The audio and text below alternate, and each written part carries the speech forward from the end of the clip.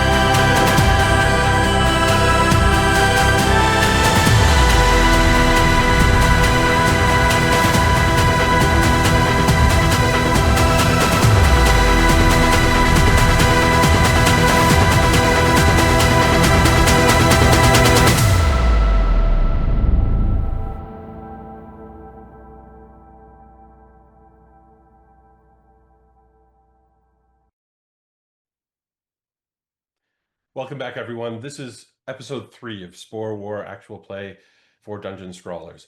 I'm Seneschal, and I'm going to be the game runner tonight. We are going to be running through today a social and influence-based session. So quite a bit of role play. We're going to get into what these characters have learned from prior social encounters. This is a high-level adventure path from Paizo, and it runs from character levels 11 to 20. It has dark themes. It has all sorts of content that some viewers may find difficult. So govern yourself accordingly.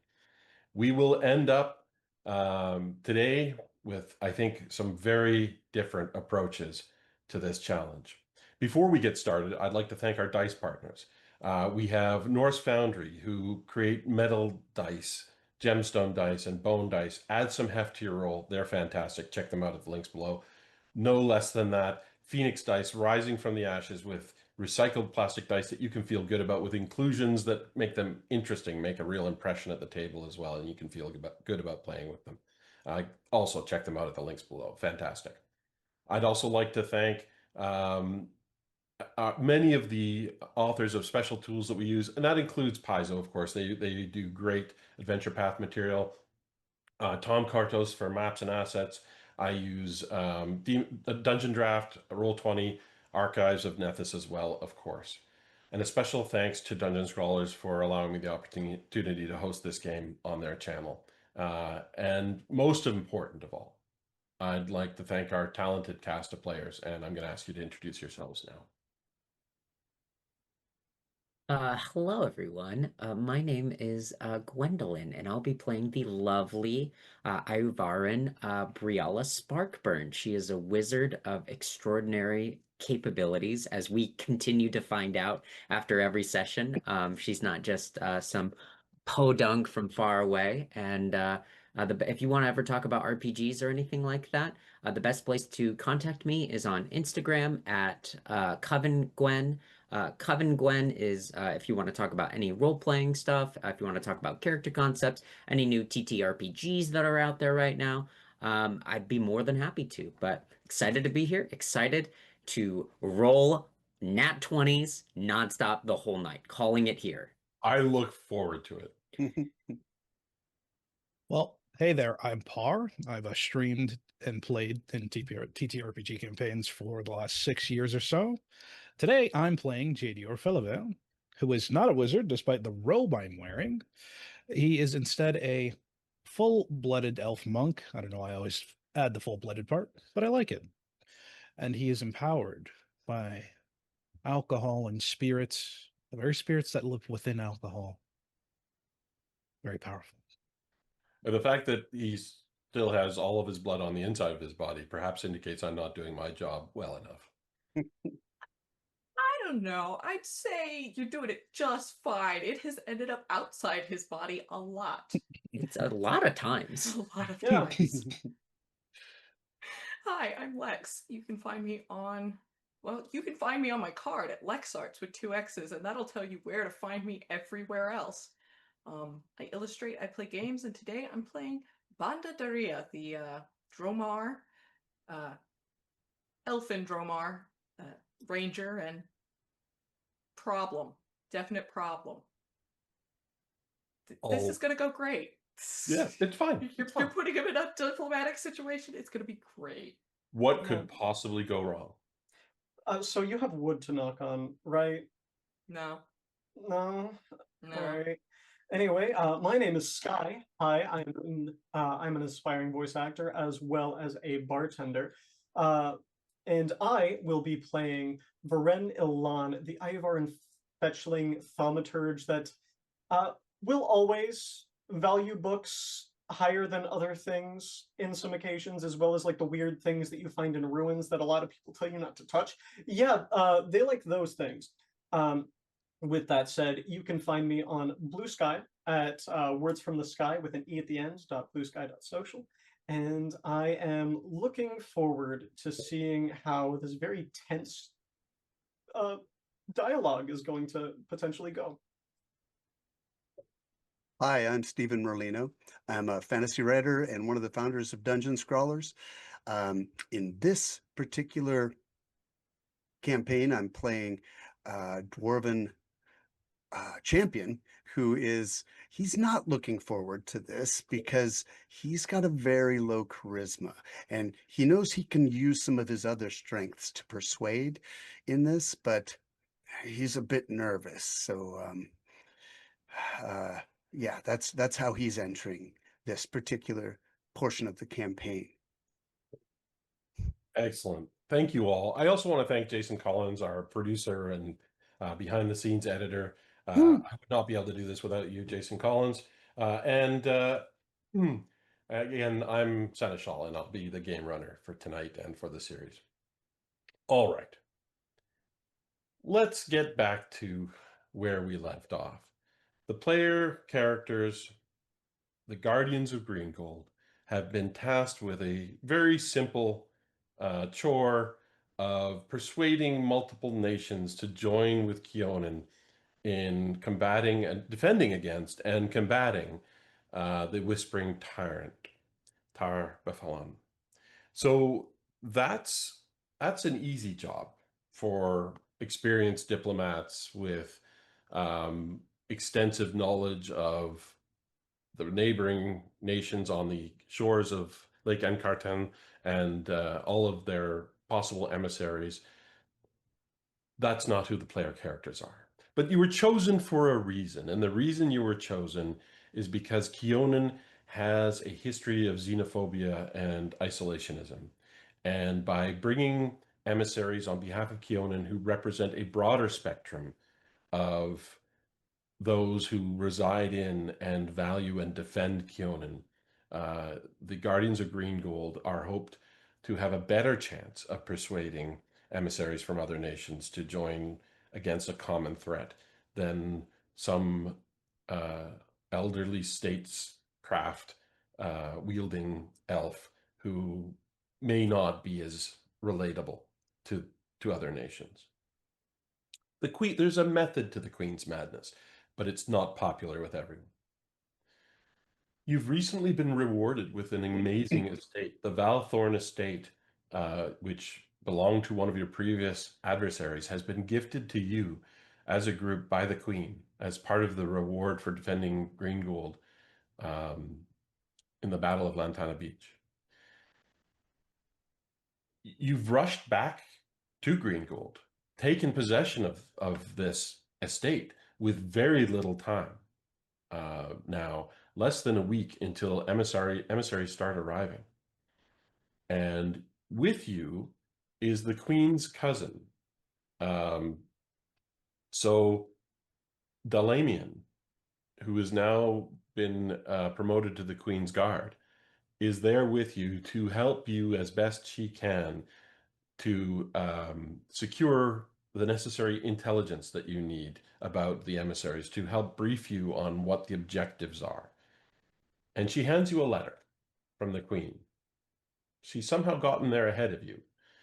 And if you can go just to roll 20 for a second, let's display the letter. And who would like to read it out loud? I can if you'd like, or if Go ahead. someone else wants to. No, go ahead, Lex. On behalf of the people of Keonan, I welcome you to our land and to this critical council, one that might very well decide the future of our world. Let me thank you for coming and representing your people at this important juncture. I'm sure your journey presented inconveniences. Your dedication to attending is but the first step in what is to be an even greater journey, one filled with immeasurable risks, if we are to achieve victory over an ancient and dreadful foe. What you do in the coming days will lay the groundwork for our first steps towards this victory, steps I hope will lead us to a future of partnership and mutual aid. Keonan's people are known for their self-reliance, but in this matter we must stand side by side, for only together shall we have any chance at success. The tyrant's power grows, but it is not absolute. Together we can break him. Together we can put him back in the ground where he belongs, this time for good. I know that we each have our differences, but I implore you to set them aside and look beyond them. We must fix our eyes ahead, plan for the worst, yet hope for the best. It all starts here with you. Every living soul around Lake Incarthan is counting on us, and the sanctity of life and death alike is in our hands. May wisdom and compassion guide you, Queen Talandia Edasaril. All right. So you're sitting in, or standing rather, in the main hall where you defeated Lord Valthorn's allies. And it has been cleaned up. It has been established as a residence again after the signs of conflict had been repaired. There were some cracked tiles, there were some damaged blast marks and such. All of that has been repaired very rapidly. And with you is Dalamian, and she introduces you as well. There is a Clorinth who is going to be the steward responsible for entertaining and arranging all the necessary supplies. There is a large crew of elves who are versed in etiquette and proper greetings for foreign dignitaries, who are going to take care of hosting each of the delegates in different residences around Greengold. And there's a list of those who are helping. And they're just going over and they're indicating who's doing what, and they're talking about planning. Food has to be arranged. Entertainment has to be arranged. You have to be very cautious about sharing information, Dalamian says. No one must guess what the true purpose of this engagement is. Pardon me. You must be subtle. The emissaries themselves are the only ones who know the true purpose of this gathering. Even their attendants are not supposed to know what the true purpose of our gathering is. You must be cautious. And if Tarbafon or any of the other allies that Tyrant has gains word of what we're trying to accomplish here, all of us are in jeopardy. So there'll be some lighthearted entertainment and games. It will be the cover story is that this is just a trade arrangement and perhaps some sort of festivity to celebrate the defeat of Tarbaffon's plague rafts. That's it, as far as the public knows. A moot. I'm sorry? A moot. A moot.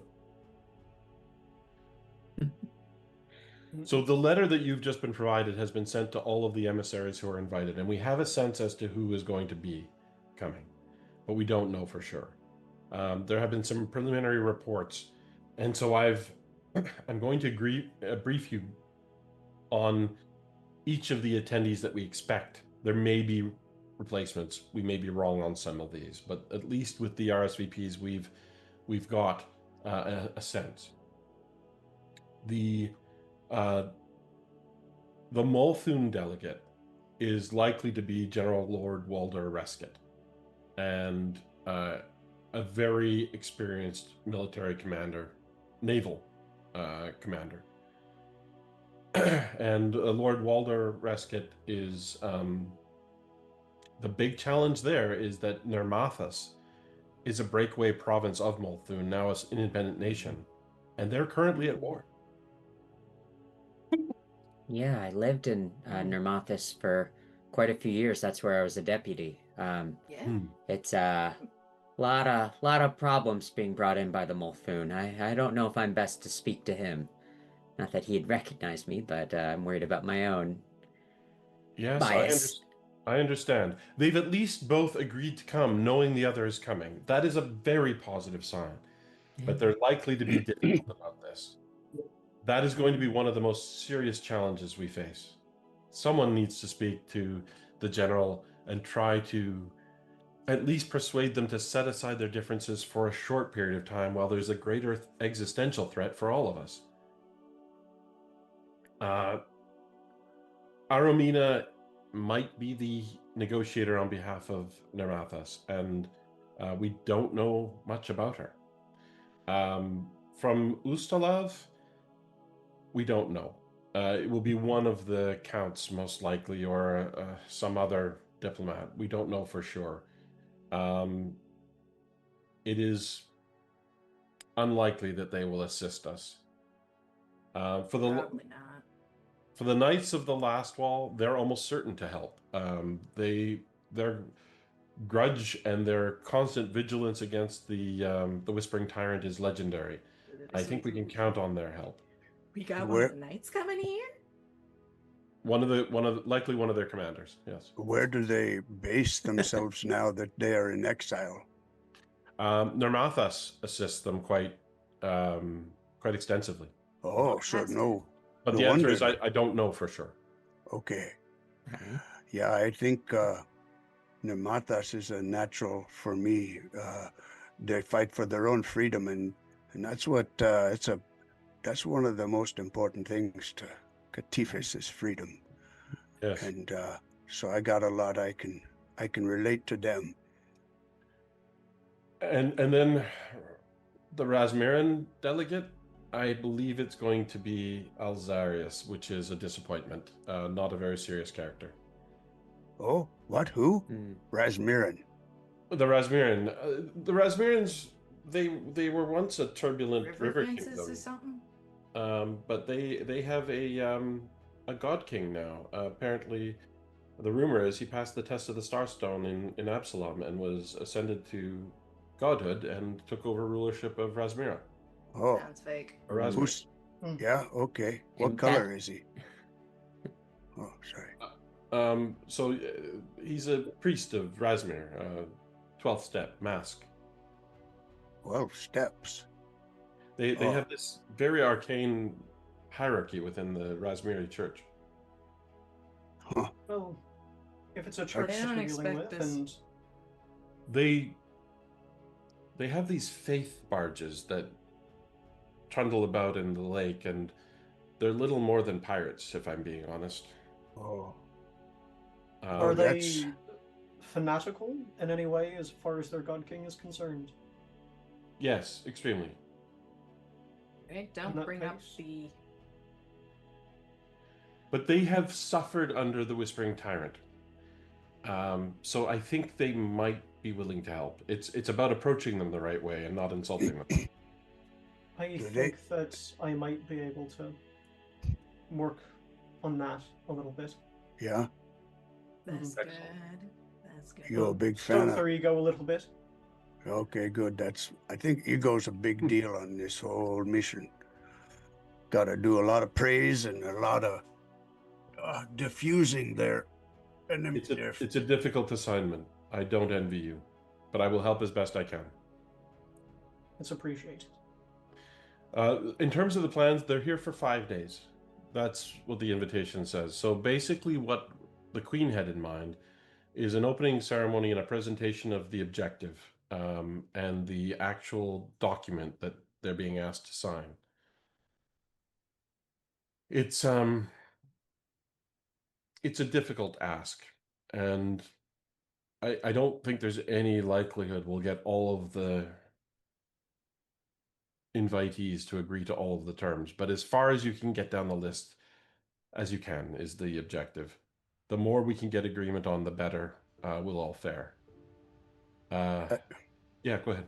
I suppose the ones that think they're tough and big and tough enough to do it on their own, rather than weaken themselves by, joining a bunch of other people that maybe they don't like so much, it's going to be the ones that, like the folks that just got their freedom. They probably feel like they're scrapping just to keep themselves above water, and they'll want an alliance, but maybe they're, what is the other ones called? The Multhunes. They sound like they're pretty full of themselves. Maybe they're not gonna want to be part of a group. They certainly consider themselves to be a world power, to rival any of the great nations. No. They're not there. I have a great and terrible idea. Oh, Yeah. this sounds great already. Well, What's it that? moots you have tests arms and tests of skill and things like that, right? We challenge this guy to a test of skill, a moot, a meeting of leaders. Certainly something you could try. Oh, you gonna challenge one of these? You gonna say what? If I win, you join. If I don't, Nah. You think you're so tough? Okay, you're the delegate. You're the representative of your people. Beat me. You can't beat me. You can't beat that guy. Oh, All right. So I think this is a great time as a GM to step back from the in-character stuff and just give a little bit of a rules outline of what actually is going to happen during the session. okay. There is in the Pathfinder 2e rules the idea of an influence challenge. And there are several actions you can take in an influence challenge. Usually there are multiple skill rolls to try and accumulate influence, multiple opportunities to build influence with a faction. And there are two main actions you can take. There's just role-playing. You can get there with pure role-playing if you want. And if you say things that are compelling and just make solid arguments, that factors into it as well. So don't leave that aside. There's also the discover action, which is basically where you're trying to learn more about what each faction values and what each faction despises to try and tailor your persuasion to meet their needs, essentially. And then there's the influence action, which is trying to make a favorable impression and gain influence points with them.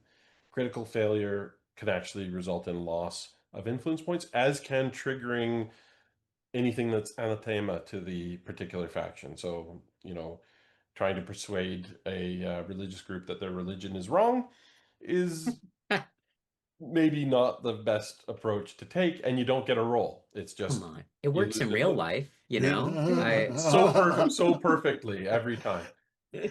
So you said there were, I think you said there were 3 stages. One was discover, another one was influence. What was the one ahead of discover? Role-playing, just pure conversational, okay. in-character role-playing. And then there's the wild card of picking a fight with them. which Lex is quite right to suggest. There's Not a fight. This is more of I a don't know. A I'm duel. characterizing it Mm. deliberately. There's the wild card, trying to steal something from them, trying to cast mind control magic when they're on guard for that kind of thing, and we consider that an attack. Challenging them to a duel. These are things that I have to adjudicate, and it's the fourth option, which is if things aren't going well, maybe you try that, but it could have dire or unpredictable results. Okay, so that's the rules function that's in the AP. I am going to be completely happy if you do it all in roleplay without making any skill checks, or you can make skill checks. And I just wanted you to make sure you understood what the options were and that the discover and influence actions are built into the rules. Okay. So while you're preparing your thoughts, Toledo has sent you some briefing notes. I've already sent those to you as players, so you've had a chance to review those off camera. And you have as well, Delamian is going to absolutely explain the itinerary. And basically she says there's going to be an opening ceremony, and then everyone who's not one of the emissaries is going to be excused. We're going to meet at the Temple of Callistria, where there's going to be the actual document capable of being read and reviewed and considered by the delegates. Everyone's then going to spend time meeting one-on-one, delegate to delegate. And at that point, you may either go to their residence where they're staying, or more likely invite them to the Valthorn estate. We should stop calling it the Valthorn estate, don't you think? Really, I really think so. I've been thinking it the whole time, but I didn't want to say anything. I don't want to be rude to you because you're so nice and so pretty. It just feels wrong. You know what I mean? Well, it's up to you to name it. It's been gifted to you. I want JDR to name it. Me? Yeah, the Tumblr of Taverns. I mean, that's such just like your naming conventions are so good. So Isn't the other... Well, our original home is called the Green Guard Estate, isn't it? Yeah. Mm-hmm. yeah. Oh. Manor. The Green Guard Manor. Mhm. Green Guard Man is nice. Green Guard Mansion now. We've upgraded. Estates? I like that. Green Guard Estates? Oh. Green Garden Estates? The Like Gilded a- Oh, I Green like the Gold. Green Garden. It does have a lovely garden. Olive Green Garden. Garden. There's no olives. Olive Garden Estates. There's no olives. It's too late to put in olive trees by the time they'd get here, but I like where your head's at. Well, not with the druid on hand. Garden Estates. Yes, we have a... Will druid. olive trees take in this soil? Actually, that's I don't an know. I important don't think question. so. I don't think so. Let's all spend the next hour trying to figure this out. Yeah. Exactly. Yeah. Well, I'm going to go back and redo the intro. This session is about gardening. Agriculture. Of course. Come on, everyone, start rolling. We'll get it. I like that. All right. So after that, yeah, you'll need to make arrangements to meet with each of the delegates and then possibly invite them for a rapid fire final sessions before the vote takes place. The vote will be on the 5th day. Yeah. And Okay. it doesn't, it may be that, it may be that some of the emissaries don't stay, they're not persuaded. It may be that they betray our trust. We don't know. Mm. Just have to do the best you can to be as persuasive as possible. We're all counting on you. No pressure. Alright. Yeah. Sure hope none of them get bad dreams. None of those ones that want to leave and walk away all huffy and superior. I hope they don't get any bad dreams on the way home. I suppose that Toad. would What? be bad. What? Is it possible to set up sorry. what are those called? Ward or something to disrupt illusions? When we were up against Tormagan, he had those stupid disguise hat things for his guys. We do plan to set up some arrangements to protect against magic compulsion and other direct mental interferences, but not illusions. What about scrying? What if the dusty old fart tries to listen in? I don't think that will be possible within the Temple to Calistria. Right. And Okay. I don't want to go into the details, but there are some measures being taken here on this estate. Okay. If Here- you're going to visit the emissaries at where they're staying, we can't guarantee nothing, but you should discuss that with them. Oh yeah, so better if they come to here, the Better. estate formerly known as Valthorn. Correct. Okay. That's my thinking. Okay. So instead of a name, we're just going to be appropriating a symbol on top of it? Yeah. Kind of a, universal gender symbol, I think. So the area now becomes busy with people entering and setting up. There are others around, and so she stops talking directly about the event and the nature of what the meeting is about, as others are now present. And she looks a little frustrated, but she says, "I suppose they have work they need to do." If you have any questions, yes, go ahead. At the same time, though, Banda is continuing in an indirect way to talk about things like we could do the entertainment and stuff. Hey, what if we had like arm wrestling contests, invited people to climb a tree, stuff like that. Just There better are options than that. Yeah, so the steward, Clorinth, overhears you, and she actually looks, grabs some papers and heads over to you and shows you the itinerary of events that have already been planned. And there's a long list. There is a every day has a different event planned. Oh, there's wine. There's wine tasting. That's good. Sorry? Just reading those. Oh, there's wine tasting in there. That's good. There's a temple tour. There is an opening dinner. There's a garden party on day 3 with dancing. There's a founder's legacy that talks about there's a fest hall portion and a storyteller portion, and then there's some certain like fair type games that are being played. Okay. And she says Oh, it's yeah. very Sorry, unlikely taken care that of. any of you will have time to attend any of that. Oh. Okay. But do what you think is right. Can we Where- put down a foot race? And You a have- high jump also.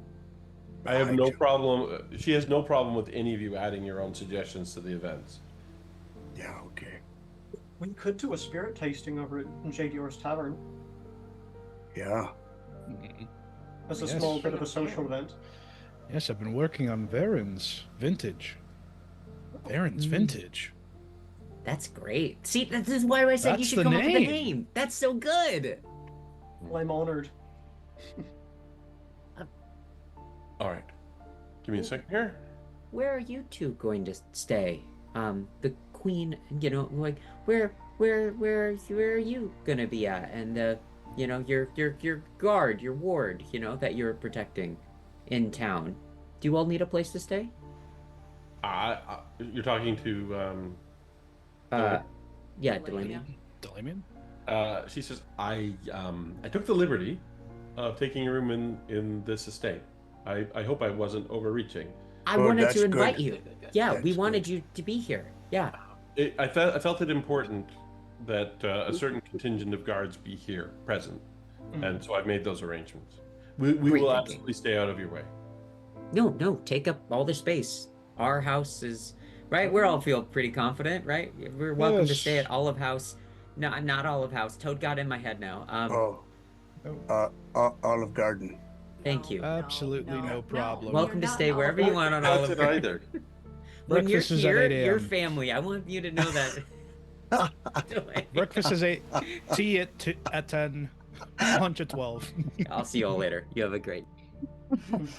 My work here is done.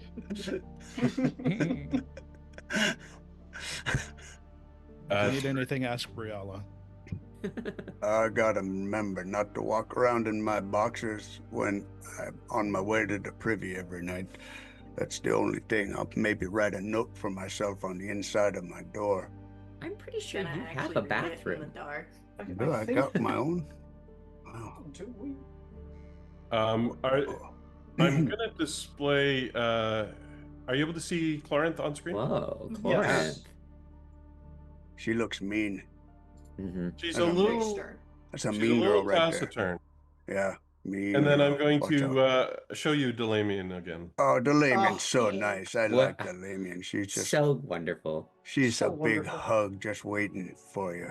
She has really warmed to the group of you, and as the rest of the day unfolds, she does sort of make her presence known.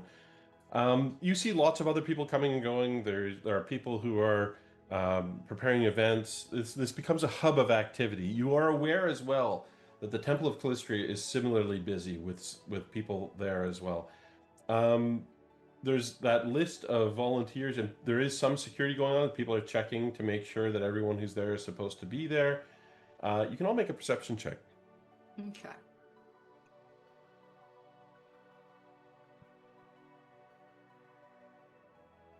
Perception check? Mm-hmm. An important question. It's hearing related. If anyone gets a bonus to that.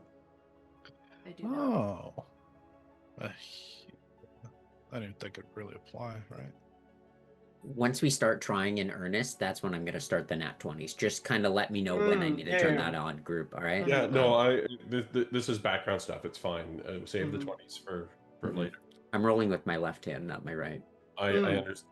I thought you were rolling electronically, but yeah, no, whatever works for you, fine. So that's Banda, I think, right? 37. Yep. Banda, you just happen to be walking by the table where they're signing in volunteers, and you hear Clorinth say, "Yes, Miss Valthorn, you can make yourself useful with the planning committee." And, Oh shit. and then she Oh. she walks off with a sheaf of papers. Oh, that's And is Clorinth. it Clorinth is talking to one of the volunteers. Yes. Oh her? Is it the former Celaval, or is it No. someone else? It's someone else. Okay. Someone very young, who goes off and joins with the other people who are preparing events and I'm going to make a placing note furniture. of their face and everything about them. All right. Do you follow her and observe? I'm gonna introduce myself even. Okay. Go Oh, for it. It's my house now. Yeah, absolutely. She's Uh, looking down at some papers and just walking along as flipping through them as she walks. I heard you're one of the volunteers. What are we working on? Oh, I'm supposed to help with the events. Which ones? Which ones? The opening dinner and then the I believe the garden party. Okay. Uh, Okay. You got what's your skills? I've been trained in etiquette and diplomacy. Okay. Okay. Are Those you good- those Banda? good things to have. I am. Yeah. Ah, a pleasure to meet Banda you. Duria. Nice to meet you. You are Alexia. Alexia. Alexia Valthorn. Good. Good to know. Cool. Yes, that's right. Believe you met my uncle. She walks past you. Unfortunately, he was a piece of work. She keeps walking. Well, it was genuinely nice to meet you. Yes. That's what you get when there's someone trained in diplomacy. Mm. Can't tell if they're just like their uncle or not. I don't think that man was trained in much of anything but self-serving. So No, I just mean Got him. somebody real trained up. You can't tell if she's sympathetic to her uncle and resentful of you, or if she's, you know. Ultimately, We may as long want as to. it's not treasonous, don't really care. Yeah, we may What was- seek to have someone go over the Mhm. Lady Valthorn's work throughout this week, just in case. And if she is sympathetic to her uncle, then it will get to her. And if it's not, then she'll understand that we need to take a slight precaution against one of his ilk. That sounds Right. like the queen must be trying to, you know, stay open to her. The Valtorn's not being all bad or something. I bet that's, or maybe it's just keep your enemies close, you know. where So you I'm can see them. assuming the band has shared what she. I'm sorry, I Yeah, just what he heard this and- was this would have been shared not right then and there, but Yep. at some point Okay. in the procedure. Yeah, you have plenty of time. Just not a lot. Bouncing around, being obnoxious places, and checking in on volunteers. It's fine. So in the days of preparation, is there anything else you would do specifically in terms of precautions, in terms of investigations? Want to get through that quick. I think that Varen would see if they can find a tome or a book specifically on Razmir, as well as rearranging the library and isolating a couple of different books in a certain different area and placing those that might be supportive to the Razmiran religion, cult, whatever we could call it, as placing them a little bit more prominently. Yeah. So you discover two things. One is your library already does contain one book on the Razmiran faith. Is it pro, against, or like logic, like Documentary. 1-for-1? Documentary? Okay. Yeah. It seems skeptical. It's written skeptically. It is not written by a Razmiran priest for certain. Seems well informed as to their sort of general organization and practices and beliefs. And you would have had little reason to read it until now. But it was in Lord Valthorn's library. So your library was composed of multiple different sources that were consolidated, but this would have come from Valthorn's personal library. Understood. And yes, you read it in the day that it takes. It's not particularly thick, but the Razmiran practices seem to be somewhat arbitrary and it's bizarre to your senses. Understood. All right. You're very confident that your skill in occultism will come into play very dramatically in maneuvering through the minutiae of that faith. Good to know. Anyone else have precautions or preparations they would want to do? Things Rhonda wants to do. One of them being speak with Serthal about possibly, since we just got this fancy new estate, getting it warded against, like, not warded, but setting up things at entrance points that maybe disrupt illusions. Because, I don't want people walking in and being like, I'm just a guy. You're a problem. So you can make your way over to Serthal's place and speak to the commander as well, with a high degree of reliability if you want to do as a group. You haven't seen them in weeks. Oh, he came back from his Good. he was missing. Yes. Yeah.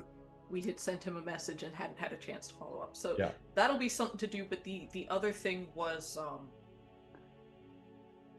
gathering information on Alexia Valthorn herself through less direct means, because she don't seem to want to talk to me. Yeah. So Serthal is willing to help with that and will serve you as an informant throughout the events if you ask. Okay. The commander will help either at the Temple of Callistria or at your estate as just a guard plant, Okay. someone that you can trust who will observe people coming and going. You get to pick the location, but they, I should say, absolutely understand the importance of this event. And they're willing to put on a uniform and just follow orders and keep their eyes open. Are you saying Sirthal? That was the commander. The commander. They're both willing to help. Awesome. Yeah, on the first day of the event, if we can get Sirthal in the room, just ahead of it, I put in the chat, see the unseen spell, which lets your gaze pierce through illusions and find invisible creatures and spirits and things. Yes.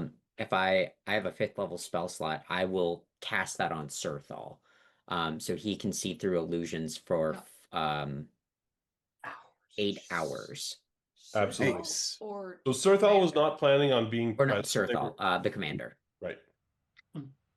Sirthal is planning on leveraging their network to try and gather information on topics that you direct him to do. And I can also cast this on somebody else if they're interested. I also have a couple of short-term castings for about 10 minutes. I think I have 2 of those, and then I decided to keep invisibility, just because, Oh know. yeah, nice to have. it's It's nice good. to You have. can eavesdrop a lot on people. That Nice. see the unseen spell is Yeah. great because at heightened at 5th level, it gives you 8 hours duration. That is fantastic. Yeah, I'd definitely use that if I get a chance. Hey, I'm gonna use your library if that's okay, Varen. Maybe you help me find some stuff on Malthun and that other place starts with the N. The ones that just got free of Cheliax and Nermathus, correct? yeah, near Mathis. Nermathus. Yeah, I want to learn as much as I can about that history and just so I know what I'm talking about when I get together with them. Also, Last Wall, I want to read all about that. Never saw it before it fell, Never saw Never it. saw it Absolutely. before it fell either. I am currently rearranging it for the sake of in preparation of a visitor, so I can absolutely help you and see if we can find some light reading that would. Yeah, if you find those books and just stick them on the table, I'll go in there and spend most of my time reading up on those. Absolutely.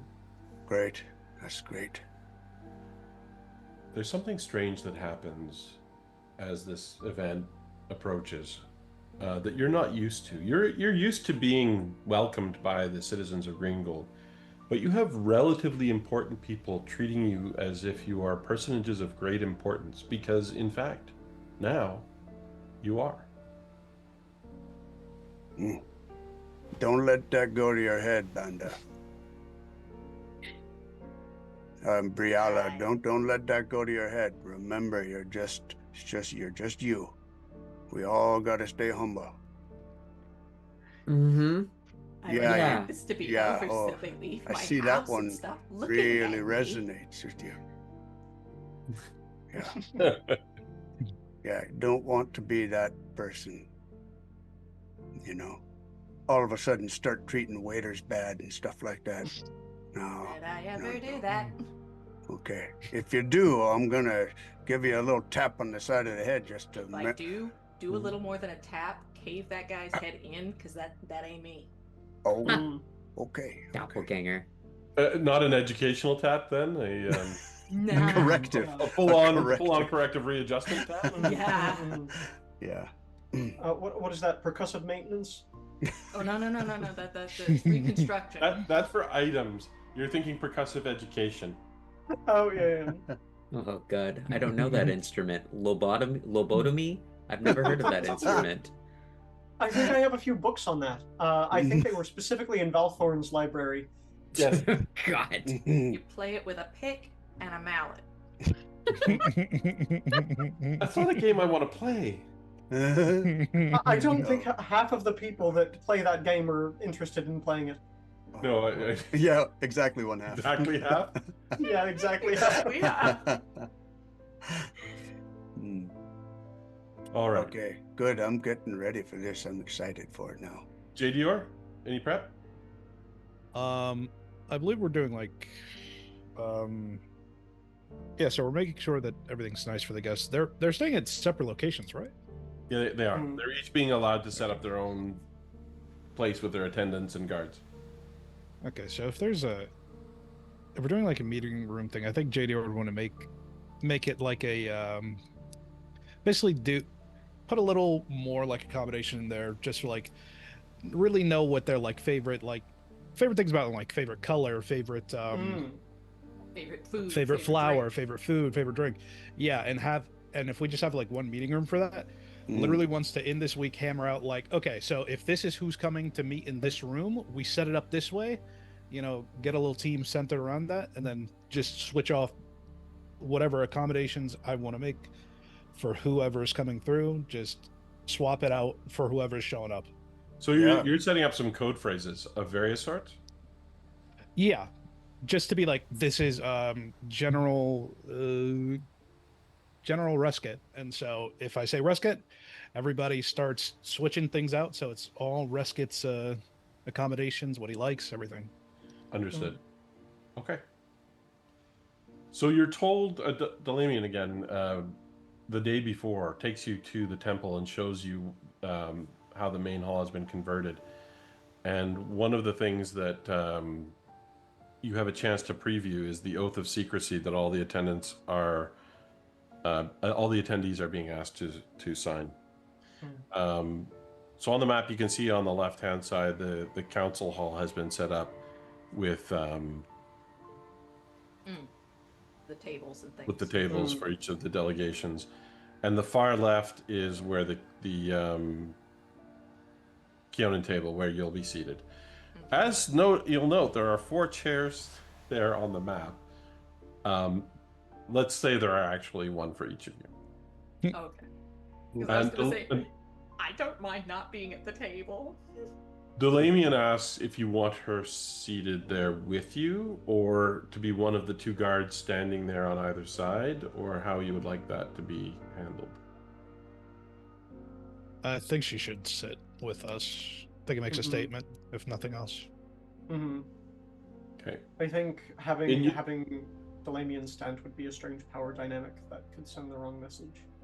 Do you want her in uniform or in diplomat garb? What would the uniform be? A Royal She's Guard? captain. That she was just promoted to. Oh. Mm. Probably a I diplomat, right? I Mm-hmm. think it'd be a good idea to wear your diplomat stuff, but definitely wear armor underneath just in case. Yeah. I can barely hear you, Banda. Oh, wear your diplomat stuff, but armor underneath just in case. Oh, yeah. Ben, Lex, I do think your volume might be a little low. I don't know if Jason knows. My mic's further from me than usual. I see. Unfortunately, I can't really move it closer. Got it. It's as close as it can get. Understood. All right. All right, so the day arrives, and there is a bustle in Greengold, as in, these are not the leaders of other nations, but this is still something that people notice, and it's being promoted as, this cultural meeting that's intended to be a celebration, and a meeting of nations is notable regardless of the cause. It's downplayed a little bit, but the citizens of Greengold notice what's going on, and so there's all the merchants have their wares out on tables and trying to catch the attention of especially the delegation from Drima, because they are a nation that values high quality crafting and trade. You are not to make an appearance until they're gathered in the hall, when you're to be introduced along with everyone else, and you're going to be let in last. So, what do you wear? Your best court clothes that you obtained? Adventuring gear? I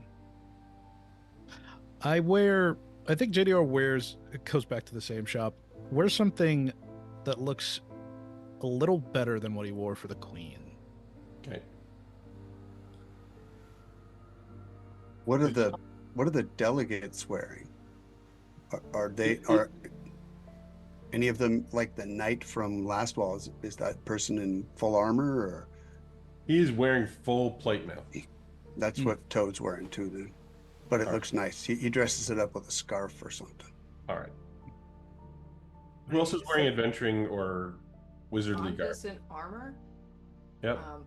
Dressed up slightly, but it's armor. Nice boots, nice cape, but it's armor. Yep.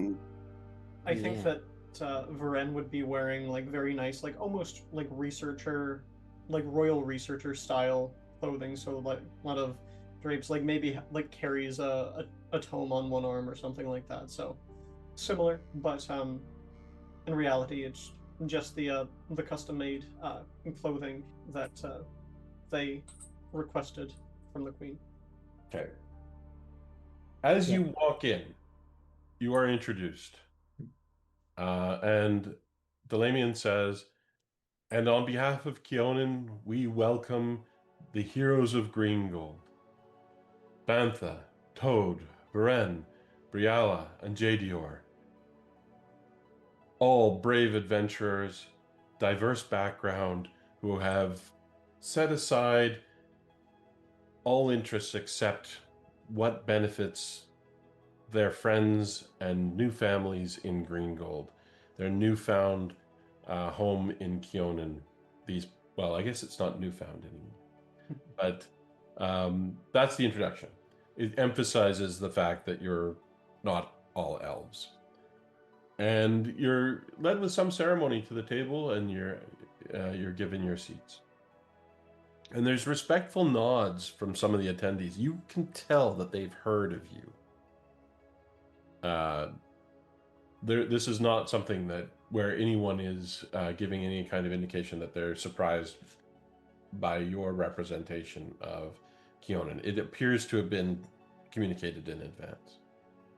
Yeah, just doing a quick scan of each of these tables, maybe nodding to any that nod towards them. Is there anybody there who doesn't fit that description? Who's like sneering or anything like that? I'll go through. Okay. So you see in the introductions, the emissary from Druma is the first to speak, and she is a white-robed woman in gold jewelry, hair strikingly done up, and she stands up to address the room. She announces herself as Chalzil Rove, Prophet of Calistrade. Many of you know of our ongoing campaign against pirates on Lake Encarthan. Faced with the Whispering Tyrant's threat, I pledge that Druma will do all in its power to stand against him. And she walks forward and she signs the commitment, not the agreement. There's two documents, that's not there. Or rather, it's still covered, but there's a sheet that Delamian pulls back, and it shows this enormous carved skull representing the threat of the Whispering Tyrant, and it's a stylized version of his reputed visage. There are two documents on the table. One is the agreement, the alliance that is with 4 articles that the Queen has prepared. The other is a commitment to negotiate in good faith and to keep the entire process and any documents signed secret. And it is a formal oath that in written form. And so the emissary from Druma signs that oath and commitment to negotiate in good faith. Faith bows and retakes her seat. One of you is invited to sign on behalf of Keonan, but the emissary from Druma got there first. All right. Okay. So I know I won't let the moment pass. Basically, as soon as she's done, I'm going to go and sign. Okay. All right. Jadior goes up, signs the document. Do you say anything? You don't have to. No, but I make sure to show deference to all that have gathered here. All right. Multhun is next. The General Lord Walder Rasket, in full military dress over plate mail, walks up and says, Multhun has been at war for many years now, but that has only hardened the nation's resolve and strengthened the power of its navy. The Whispering Tyrant has yet to field any ships that the Multhun navy cannot handle. He looks at every representative as he speaks, except for Nermathus. He ignores that table entirely. And he carries on for minutes, bragging about Multhun's military prowess. He doesn't mention his own exploits, but he talks up Multhun's military for way too long. And then he nods to your table, and you get the sense that there is a respectful nod. He has heard of you, and he goes and sits down. Nermathus is next, and a simply dressed woman stands up for Nermathus and introduces herself as Aromina Yazgon. I am the speaker of the heart from the free city of Tamran, a free city of free peoples. And the general of Multhun is not looking. He's talking to one of his advisors or attendants and just, being flippant. I am very confident that although I cannot speak for every town or village in Nermathus, I know that the brave and fearless people of my home are quite experienced at defeating invaders, and that they will do whatever it takes to stop Tar-Baphon, the Whispering Tyrant. I have the full support of the Forest Marshal and the Knights of the Everflame. And I will sign the declaration in good faith and with every intention of joining in this effort to defeat the Whispering Tyrant. And she walks up and she signs. Next up is an orc, also in full plate armor. And it is Gorion the Glad. I am the emissary of the Shining Sentinels. And while Lastwall may have been the first to fall to Tar-Baphon, we will also be the first to stand in defiance of that foul entity. My forces and those of my fellow commanders of the Knights of Lastwall, I swear that I will stand by any who take up arms against the undead menace who threatens us all. This should be an easy conference, and any of you who are at all reluctant to commit every effort to defeat that abomination should feel shame. He approaches, and he walks past your table first, and he gives you a big smile. And he says, I've heard of your efforts on the beach. Lantana Beach is a story that has spread. You should feel very proud of your accomplishments. I am pleased to meet you. And if the Knights of Lastwall would accept a former raider like me, well, you would always be welcome among our ranks. I'm not trying to recruit away from Kionan, but I don't know. You're making it pretty solid. Die with honor with us. I like you. And he gives you a wink as he says it, but you know that he's actually telling the truth. Do I have the sense that he's a champion of a deity or more of a secular knight? You don't know. He carries himself with the kind of confidence that the commander does. This is an experienced warrior, someone who is formidable, but gives no sign of anything else. You don't know. No holy symbol I can see. No. Not that you can see. Next up is the emissary from Ustalav. And he sort of unfurls a cloak squints a bit, and this, you think at first it's a very old man, but there's a youthful element to his appearance. The reason you thought elderly at first is he's extremely gaunt, very pale, and he walks with slow grace, and he says as he walks, "I'm Clavance Odranti. Ustalav is no stranger to the depredations of Tarbafon. We have suffered under his gaze over and over again for long periods. My land is diminished because of his relentless aggression and devious efforts and utter corruption. So, we have no desire to return to the old ways. We have no desire to fall under his thumb again. We are here in good faith in the hopes that we can come to some common arrangements. But we have not much to give, and some of the requests I expect to go too far. Simply because we have already suffered more than many." Good God. I carry the name of Ustalav's ruling prince. He is my uncle. I am here with full authority to treat with Kionen and other nations. I will sign the agreement to negotiate in good faith and to keep confidence. I will keep the faith. But,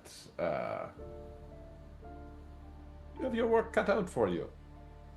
I think there will be disagreements. And he looks at the Multhun first and then Nermathas emissaries, and he says, "This should be fun, I think. We will see." As I said, I am Prince Odranti's nephew. I am first in line to rule Ustalav one day. And if you conduct yourself appropriately, well, I am going to be a powerful ally to have one day. And he signs the declaration with this huge flourish that overlaps other people's signatures and takes up about a quarter of the page and takes way longer than it should. Okay, John.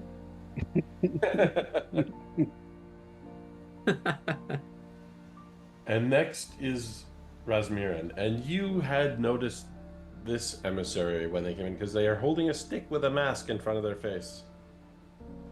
And they stand up, pull the mask aside, and you see that there's another mask there that they're wearing underneath it. Oh, that's a good trick. What's going on? And walks wearing a... this is a well-built, strong person in a blue robe that they fill completely. As he stands and walks forwards, you can see that Clavance, the Ustalav emissary, looks bored, but all the others look at the Razmiran emissary with deep suspicion and some resentment. You know by reputation that the Razmiri pirates, called Faithful, have been a plague to many of the neighboring nations. And so he walks forward, but doesn't have a warm welcome. "Honored emissaries, most auspicious this gathering. I thank Kionen for hosting this event before such an important agreement must be forged. I am Alzarius, priest of the 12th step Mask of Razmir. There are no current hostilities between my master, the living god, and the whispering tyrant. I wish you all well with this. I have come as a courtesy. I do not think there is any interest Razmir has in any of this, but I appreciate being included. And it should be noted that I have a proper seat at this table on behalf of what is a living god on Golarion. You are right to have included us. He walks up after signing, and he says, the living god Razmir, he comes to your table, he says, the living god of Razmir loves all the people of Lake Encarthan. He would welcome Dead you. ones? I'm sorry? Even the dead ones? Well, no. Well, we have no open hostilities with the Whispering Dire. But no open love. No, I would not say we love him. That'll have to do. I am interested in further discussions with you. Your reputation is interesting. We'll have fun.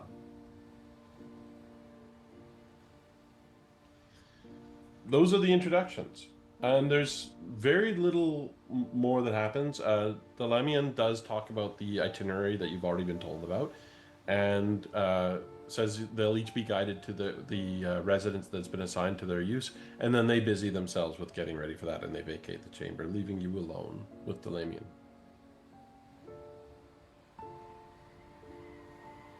Well, that went, I suppose, well. Better than I thought it would go, at least Yeah. starting out. No I open want- hostilities.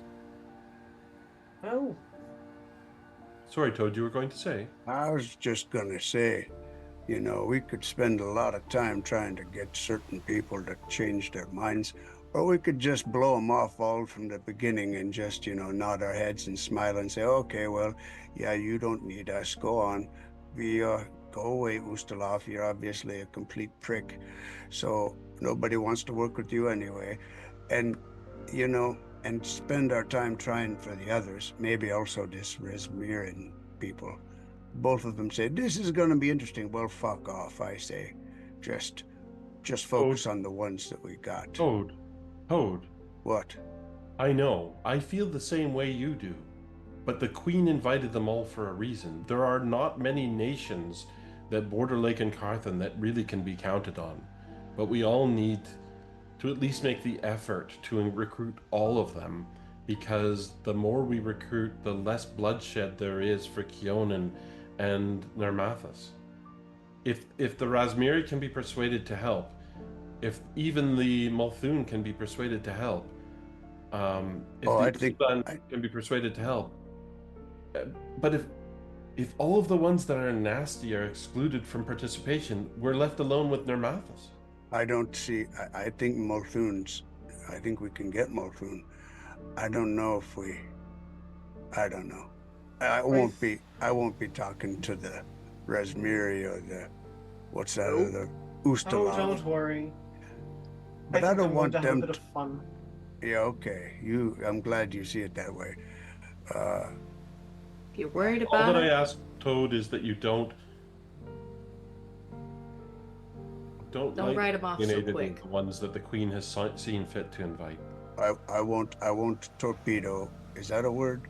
I won't smash or sabotage anything. I'll keep my mouth shut. But yeah.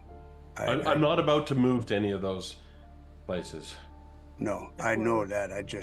One of them said outright, you know, we don't need this. I just came as a courtesy. Okay. But Well, they might maybe- be lying. Maybe they're lying. Okay.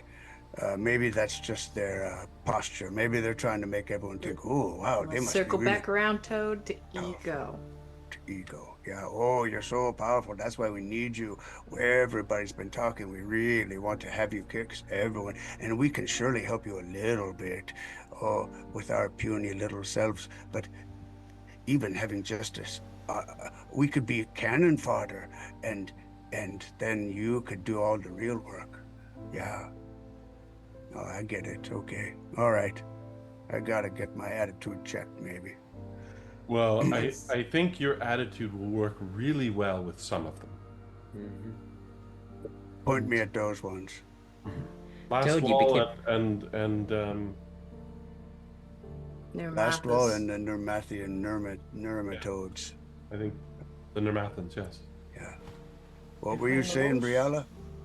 No, I just, Toad, become a lord of the Olive Garden estate for just a few minutes, and here you are pushing off nobles and royals left and right. Gosh, I don't don't- change all at once. If Get you off have my the- lawn. I don't got much patience for people with big attitudes. Well, Show me what you got, don't talk. Yeah. Ustalov's weird. They got a lot going on. Oh, I'm the what? most worried about Ustalov. I think they're more likely to meddle, and I think that keeping them isolated from the others in free time might be for the best. I thought Ustalov was a bunch of free provinces. They got a king again?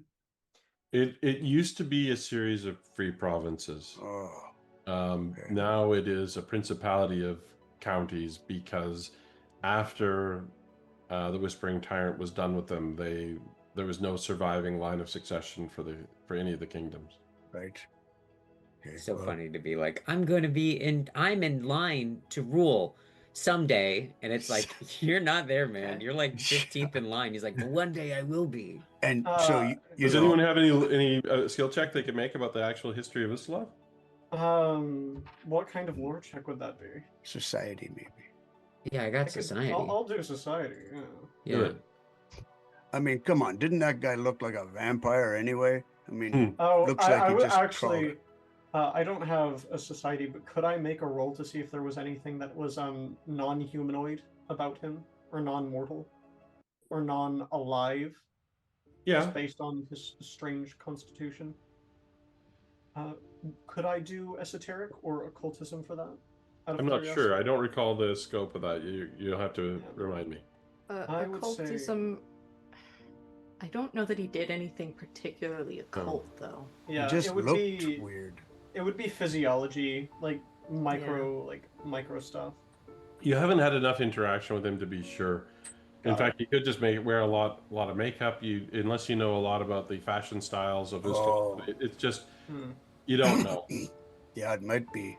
You can never account for fashion. And unfortunately, since we didn't get a close enough look, I don't think medicine would be a valid option here. But in the sense of Banda's travels in the area and his mountainous terrain, like mountain forest specifically, just general geography sense of their area. Like, can I roll that terrain lore? Or Yes. survival, potentially? Yeah. Let's deal with the society rule we've already got on the table from Briala. You know that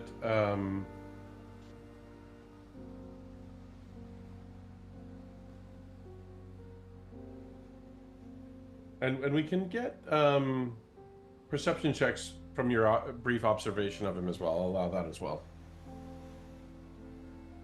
Nobody had anything invisible, right? Any illusions or invisibility or spirits following anybody in that room? No, there was nothing. Oh, there were some minor illusions on the Ustalavian emissary. Okay. They were entirely related to making his clothing look even Fancier. fancier. I relay that immediately. Hmm. He was wearing pretty fancy clothing, but it went a little over the top with some additional glamour. Hmm. In both senses of the word. Mhm. All right. So I only have the one perception, but it's a critical success, Oh. actually. It's not a difficult DC. And Briala, based on the society, Clavence is clearly the youngest of the delegates and appears to be the least experienced in politics in terms of the way that he carries himself and his interactions. Some of the braggadocio gives that away as well, obviously. Good, good. You get the sense that he was exaggerating his proximity to the throne, and based on Briala's knowledge of society, he's indeed, by reputation, one of the youngest nephews of Prince Aduard Ordranti the third? He's like 15th in line to the principality. Okay, maybe he's just really a big rookie, doesn't know how to handle himself. Maybe. But you send the 15th in line, maybe you're not taking it too seriously also. I don't know. Maybe. We don't worry about if they're taking it seriously. They gave them the authority to sign, Right. and that's all that matters. That's right. In case I missed any, they all did sign the agreement to keep it confidential and to negotiate in good faith. Okay. Mm-hmm. Cool. Oh, I do think I forgot one comment, which is fun. When he grumbled a little bit when signing about whether good faith included negotiations with Narathas in good faith, but he didn't. He made a snide comment about it, but signed anyways. It just said, "I reserve the right to exclude Narathas from that commitment." You've heard me say so. Okay. Unfortunately, that's not as it's written. And you have now just signed. He's already left by the time you might say that. But what when Delamian comes back in, she says, so General Reskett has insisted that you meet with him first of all of the emissaries tomorrow morning. Of course. He has said that although he may accept a different arrangement, he will not accept Nirmathas being meeting with you before him. Okay. That's okay. Suggests that you may not want to meet with Nirmathas at all. Okay. All right. So in the morning, you get a message that the General Lord Walder Reskett is inviting you to his residence.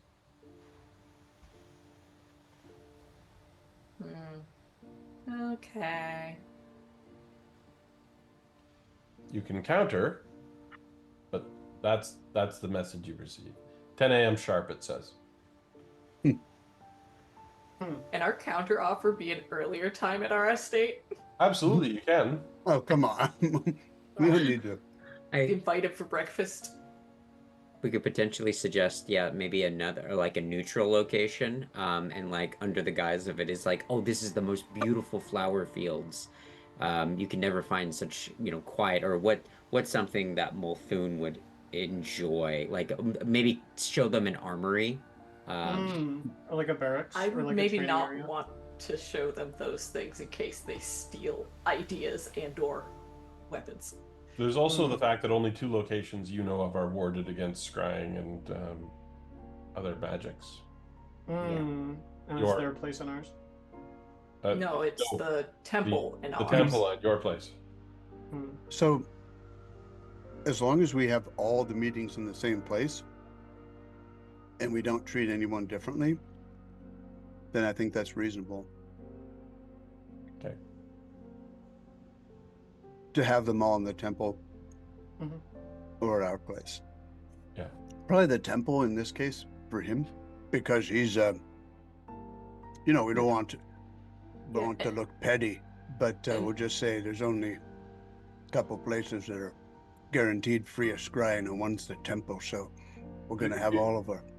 The original plan was to use your estate as for these small room meetings. Yeah, So you I'd could- rather you could- use our estate so it can be like, hey, this isn't all some big shenanigan thing at the temple. We're totally doing sneaky stuff behind closed doors, people of Green Gold. Right? So you send the message back 10 a.m. at our estate because it's safer. All right. Also, we want to be good hosts and offer you breakfast. What are you doing? You're the guest. Right. So everything's set up for 10 o'clock. Yes? Who's leading the charge on Question. the Multhune delegate?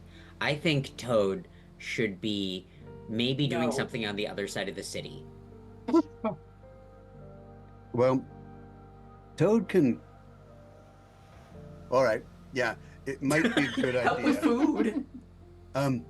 You missed the opportunity to observe. That's the only thing. Yeah, I think Toad will keep his mouth shut, but point out that The way I would approach that fella is just say, you don't like these people, they're Namathians. Well, heck, use them as cannon fodder, Somebody's got to be the cannon fodder. You might as well make them do that part, and then, no skin off your back. Don't you think? Also, so that's the one thing I would say. You're obviously the superior force, more sophisticated force. That's the ego stroking. And then, use them. Don't. They're volunteering to be the cannon fodder. I'd say, yeah, let them be the cannon fodder if I was in your position. The other thing is, it's always good to keep your enemies close, right? You got this alliance thing going on. You're going to find out more about them. That's what I would say. Those are my tactical pieces of advice. But I don't think I could get those things out talking to him and without also saying maybe not great something things not to so say. persuasive, maybe. So yeah, I'll keep my mouth shut, but those are my two reasons that I think. And remember, this guy might be coming in real strong, so he's got a good bargaining position, right? He just wants to come in saying, psh, no, these are my rules. But hey, he's really not expecting to get that. He just wants some middle position or something. I don't know. Anyway, I'm going to shut up now. It's all you talking now. So we're going to do the discovery phase first, which is what you learn about him beforehand and in first impressions. Serthal and Delamian are both attempting to gather information on each of these delegates beforehand. Serthal does not roll well, but Delamian does, and has the briefing notes, has access to the Keonan intel network, and basically tells you that what we know about Walder is that he is in fact a respected and capable admiral of the Malthun Navy. That's where his strengths lie. The army is much more potent in Malthun than the Navy, but there's still got a growing Navy, and there's absolutely a strong force there. What's interesting is that he mentioned in his introduction that they have more than enough strength to deal with the Whispering Tyrant, but we know for a fact, based on intel, that they've lost some ships. So he wasn't being completely forthright about that, or at least he was being misleading. That'll give you a +1 on certain types. That information will give you a +1 on certain types of skill checks. Now, it's a perception check or an appropriate skill check to discover what you can about the general yourselves. I will allow 2 players to roll that for each of these discovery rolls. Normally it's just 1, but you have access to intel, resources, and others.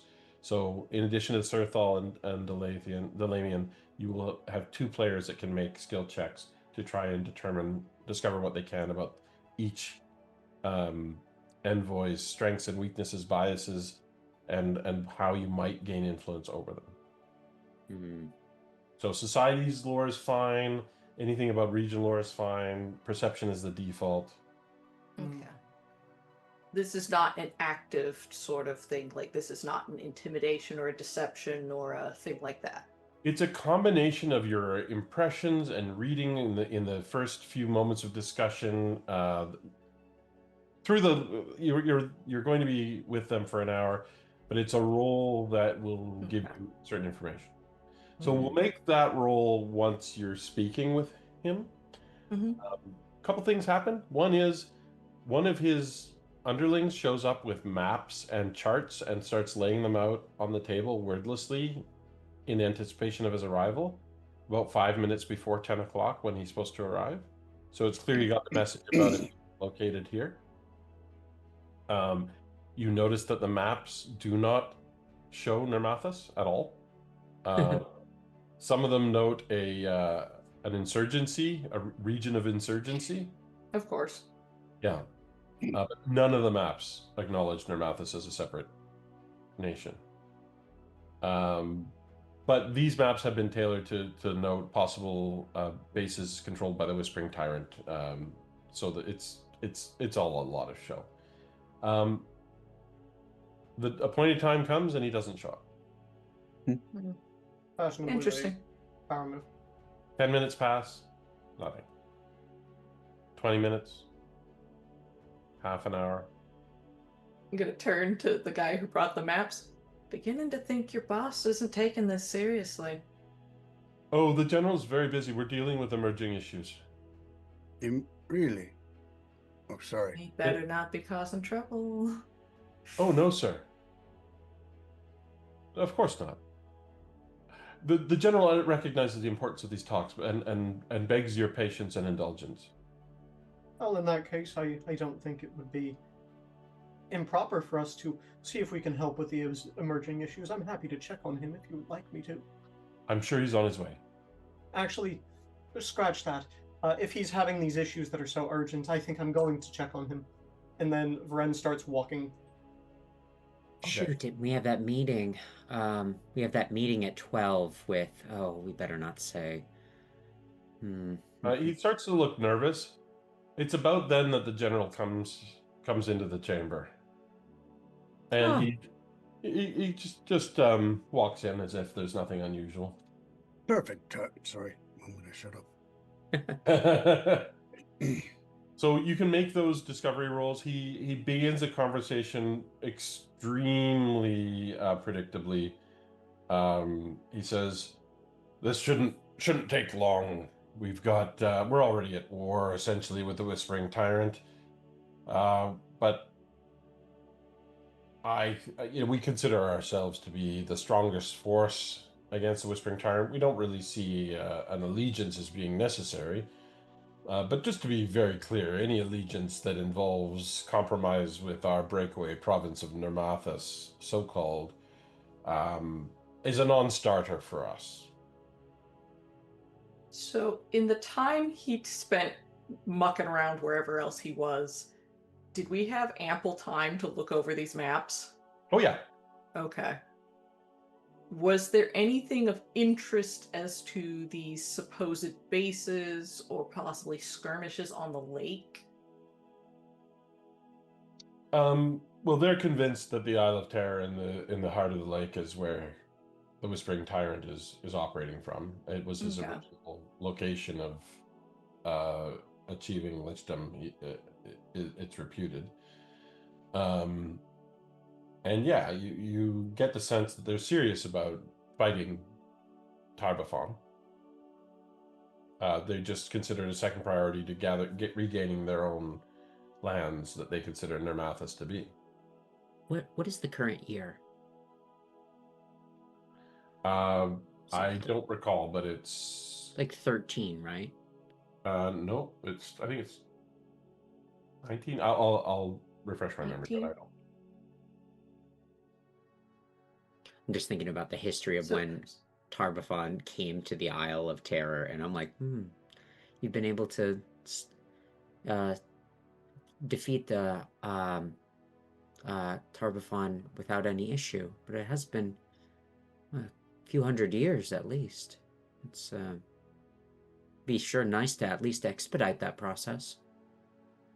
Oh, took a lot, I think, to beat him the first time. Somebody had to sacrifice themselves. It was a big deal. I kind of a little fuzzy on it, but it's not a small deal to put that guy down. No, that's why we want all of the Lake and Carthan nations, at least those nations that are true nations, to immediately go to a full war footing as quickly as possible. It's difficult to motivate some of them, but I think you'll do well in that regard. Question for you. If this Whispering Tyrant's such a threat, what's it matter who's in the fight with you? An extra body's an extra body, isn't it? All forces should be levied against Tarbathon. So we agree on that. Nermathus should go to war under the proper banner, which is the Multhun banner. It doesn't matter whose banner they're under. It just matters they're there. Well, I think You can argue that all you like. Well, and frankly, I won't brook any disrespect on this topic. So make those discover rolls.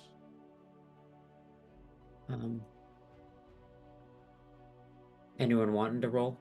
I have a 19 perception, but I have like Arcana or. Trying to think of what I want to roll. Well, you got a perception. Nice one, JDR. I don't think that rolled. Varen would take too much interest in this particular individual. I could do a society if you'd like. What I Or want to try perception.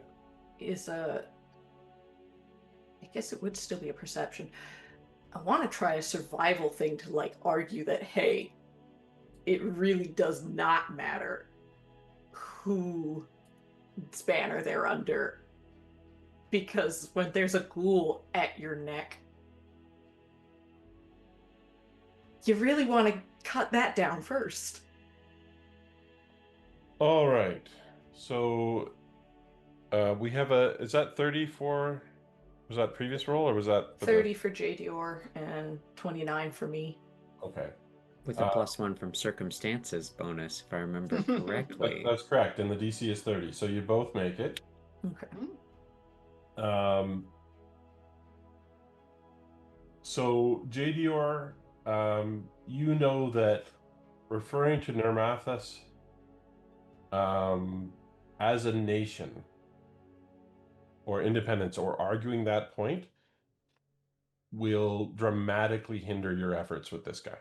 If there's to be any effort to be diplomatic, that's a key. He finds it irritating and insulting. You get the sense that he's not playing around with that. He considers it very much his more important than the Whispering Tyrant to him. And part of it's born from their confidence that they could defeat the Whispering Tyrant alone if need be, regardless of the experience of Last Wall.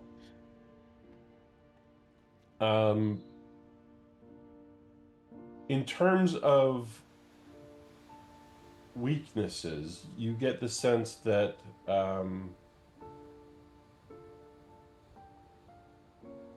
well, you can actually get a couple of different things. I'll let you choose. You can learn which skills are most likely to influence him to gain during the influence phase, or you can find out specific biases and weaknesses that, if employed in those discussions, may help you. And each of us take one of those, or? Well, no, JDR has already got a piece of information based on okay. Let's go with something that will be helpful for us as far as things that will improve the influence, not the weaknesses. All right. If you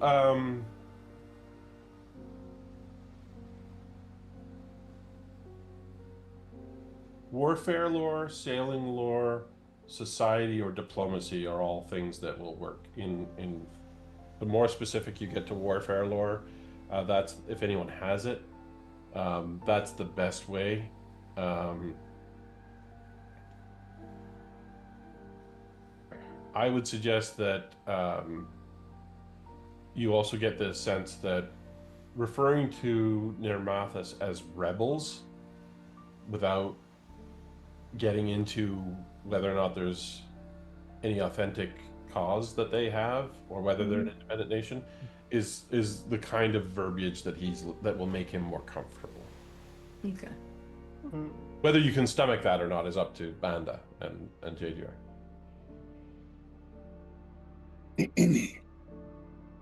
You know what? I can be deceptive. I can stomach it enough to get him to shut up about it. And that is really Banda's goal, is he's trying to shut down the conversation about, let's retake Nermathus. I don't care about Nermathus. We need to deal with the tyrant. All right. So I'm going to track your influence points. And now that we're in the discussion phase, who's leading the conversation? Who's leading this conversation? I can if no one else wants to. Yeah, go for it. Before you do, I think it's worth reading out the articles. Does someone want to, from the Discord, read out the articles that you're trying to convince him to agree to? That's something that we should put out there. The first one is going to be the hardest, the writ of non-aggression. The article ensures that so long as the threat of the Whispering Tyrant exists, a signed nation will not take hostile actions against another signed nation's or its interests. And he makes it very clear from the very first point of the discussion that the only way he will sign that is if Nermathus is excluded. And as long as Nermathus is excluded, he has no problem signing that. Article 2 is the Mutual Aid Alliance, which codifies free or greatly discounted material aid to be provided to nations in crisis from those not in crisis, such as when facing an ongoing military campaign perpetuated by the Whispering Tyrant. Probably not something he'd be too upset about signing and agreeing to, as long as he considers them a nation. Yep. Likewise, the self-defense agreement of Article 3, which states that for the purposes of the Whispering Tyrant, all nations in the agreement will treat a threat to any other nation as a threat to their own. Nations in this agreement will send aid, troops, transportation, siege engines, and magic to other signed nations that find themselves under attack. Nations being the key word, he nods. The final article being the Conquest Accord, which sets terms and conditions for the nations involved to actively go to war against the Whispering Tyrant, stopping just shy of drawing up plans to invade the Isle of Terror, which makes sense because we don't want active plans in this phase, because if somebody gets cold feet, we don't want them to have them. Mm-hmm. Fantastic. So he is all on board with all of that by default, as long as he gets exactly what he wants with respect to Nermathus. So, I'm happy to suggest that all the Lake Encarthan nations except Nermathus move to a war footing as quickly as possible. If you can get the majority of other nations signed up to agree to Articles 2, 3, and 4, we'll sign as well.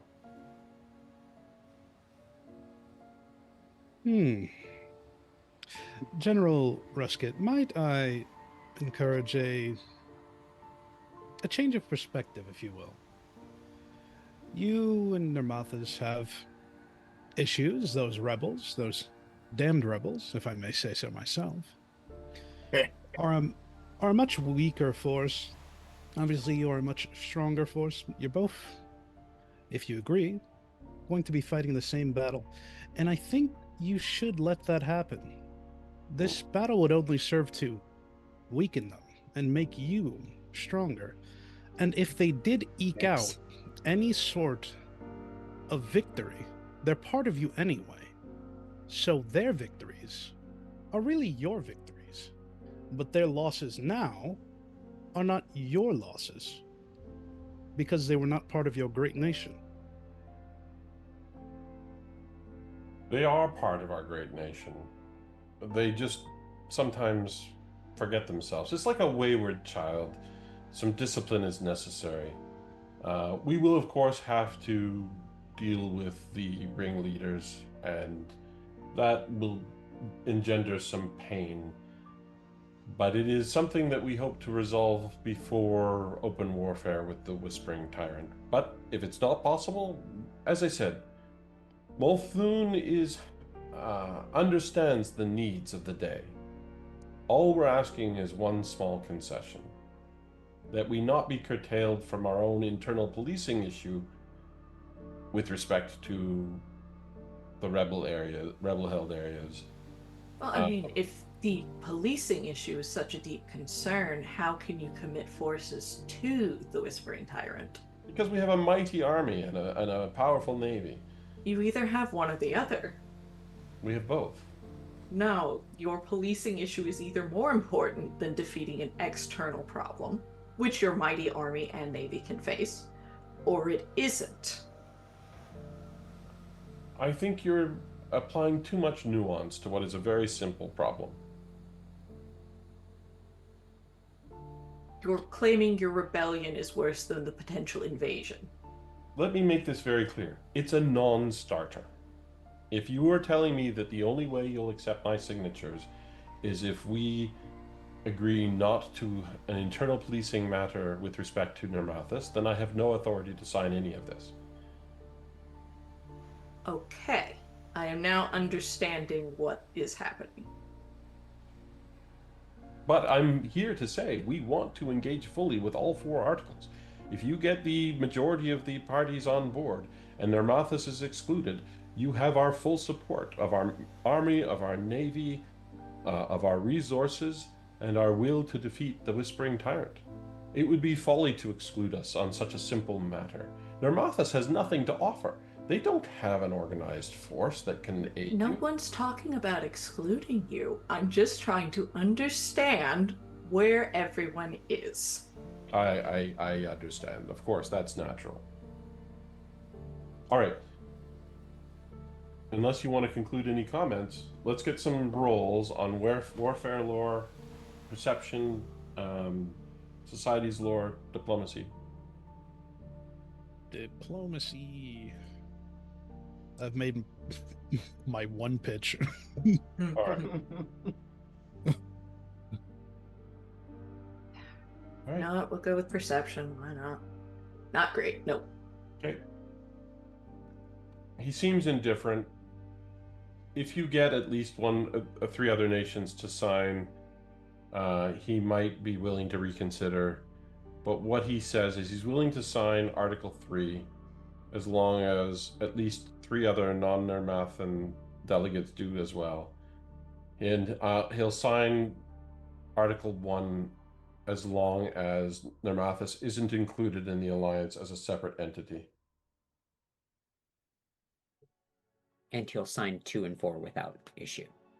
He's not saying that right now. Okay. That's a good start. Okay. He's inclined at this point. He clearly was resistant to some of the pushback he got on Nermathus, and he's not willing to supply other nations. He's concerned that those resources would go to Nermathus, that this agreement would be used against Multhun, and so he's hesitant. Okay. Toad's thinking in his head, we could make a provision that Nermathus receives no supplies from Multhun and only gets supplies from someone else, perhaps Keonan. But he doesn't want Nermathus getting supplies from anyone, because that he would perceive as an act of war. I see. So basically what's evening up here is, you know that if you get Multhun and other nations, you're in good position. But if you get most of the other nations, you may not need Multhun.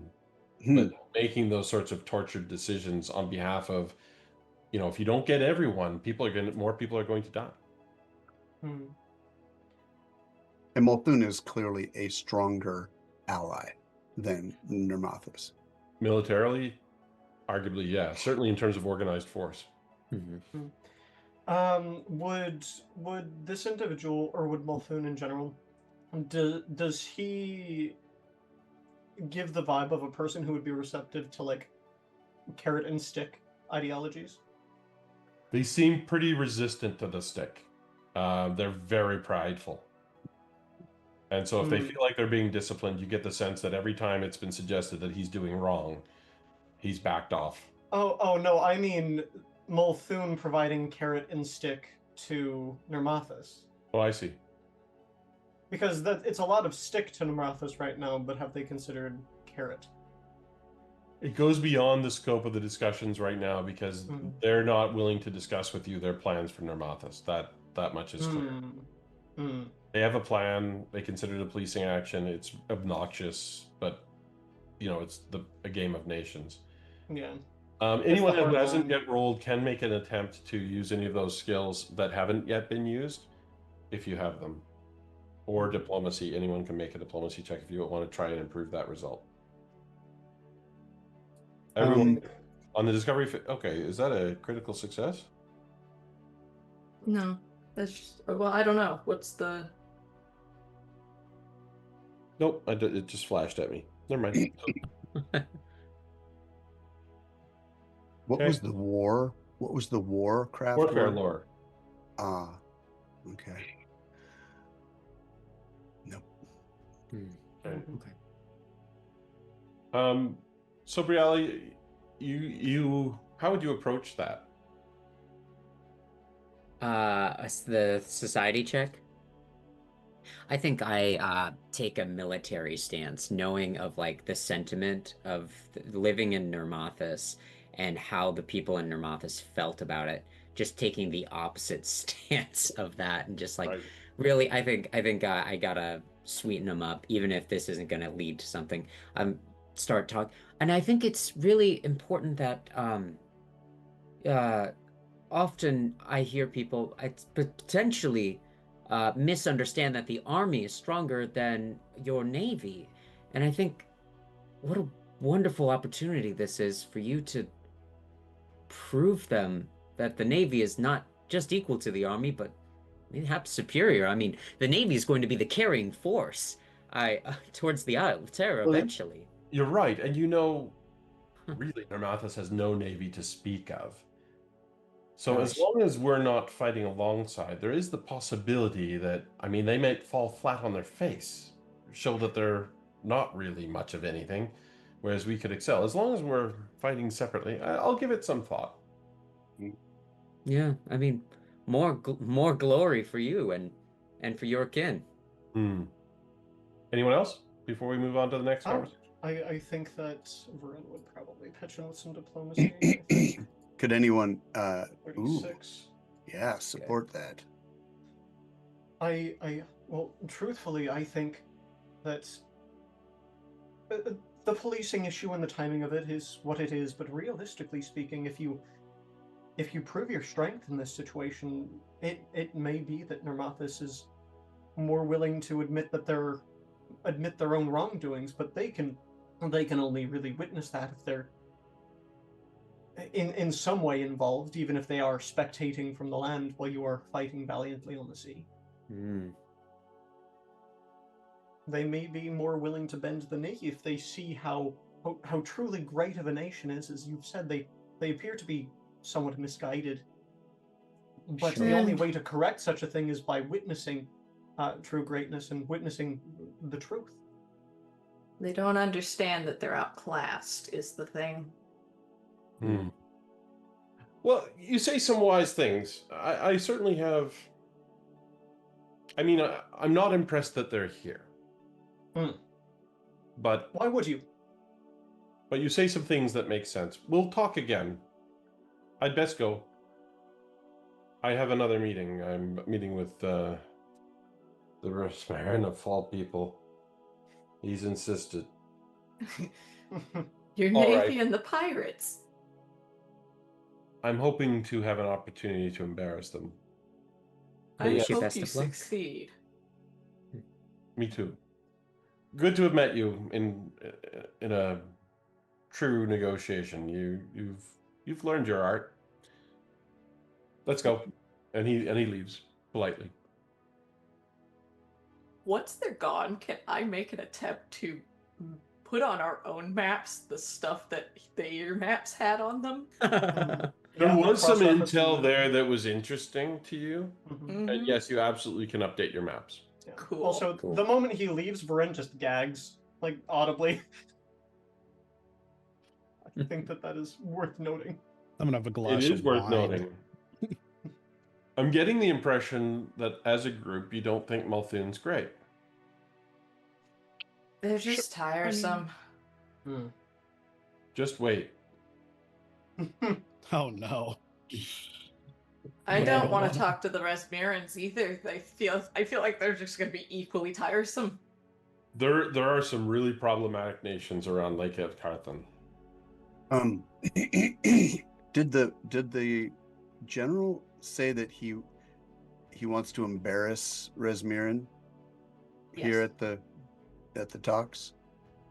He hopes to embarrass them, yes. Yes. Toad might just chip in there and say, yeah, those guys kind of hard to take, but I gotta say, every one of them that joins us is one less of our own people that dies in battle.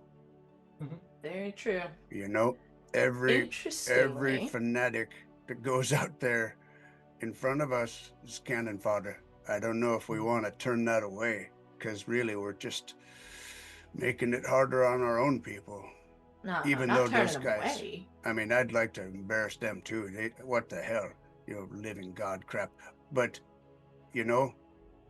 if they go out there and take some fire for us, psh, I can stomach their stupid talk.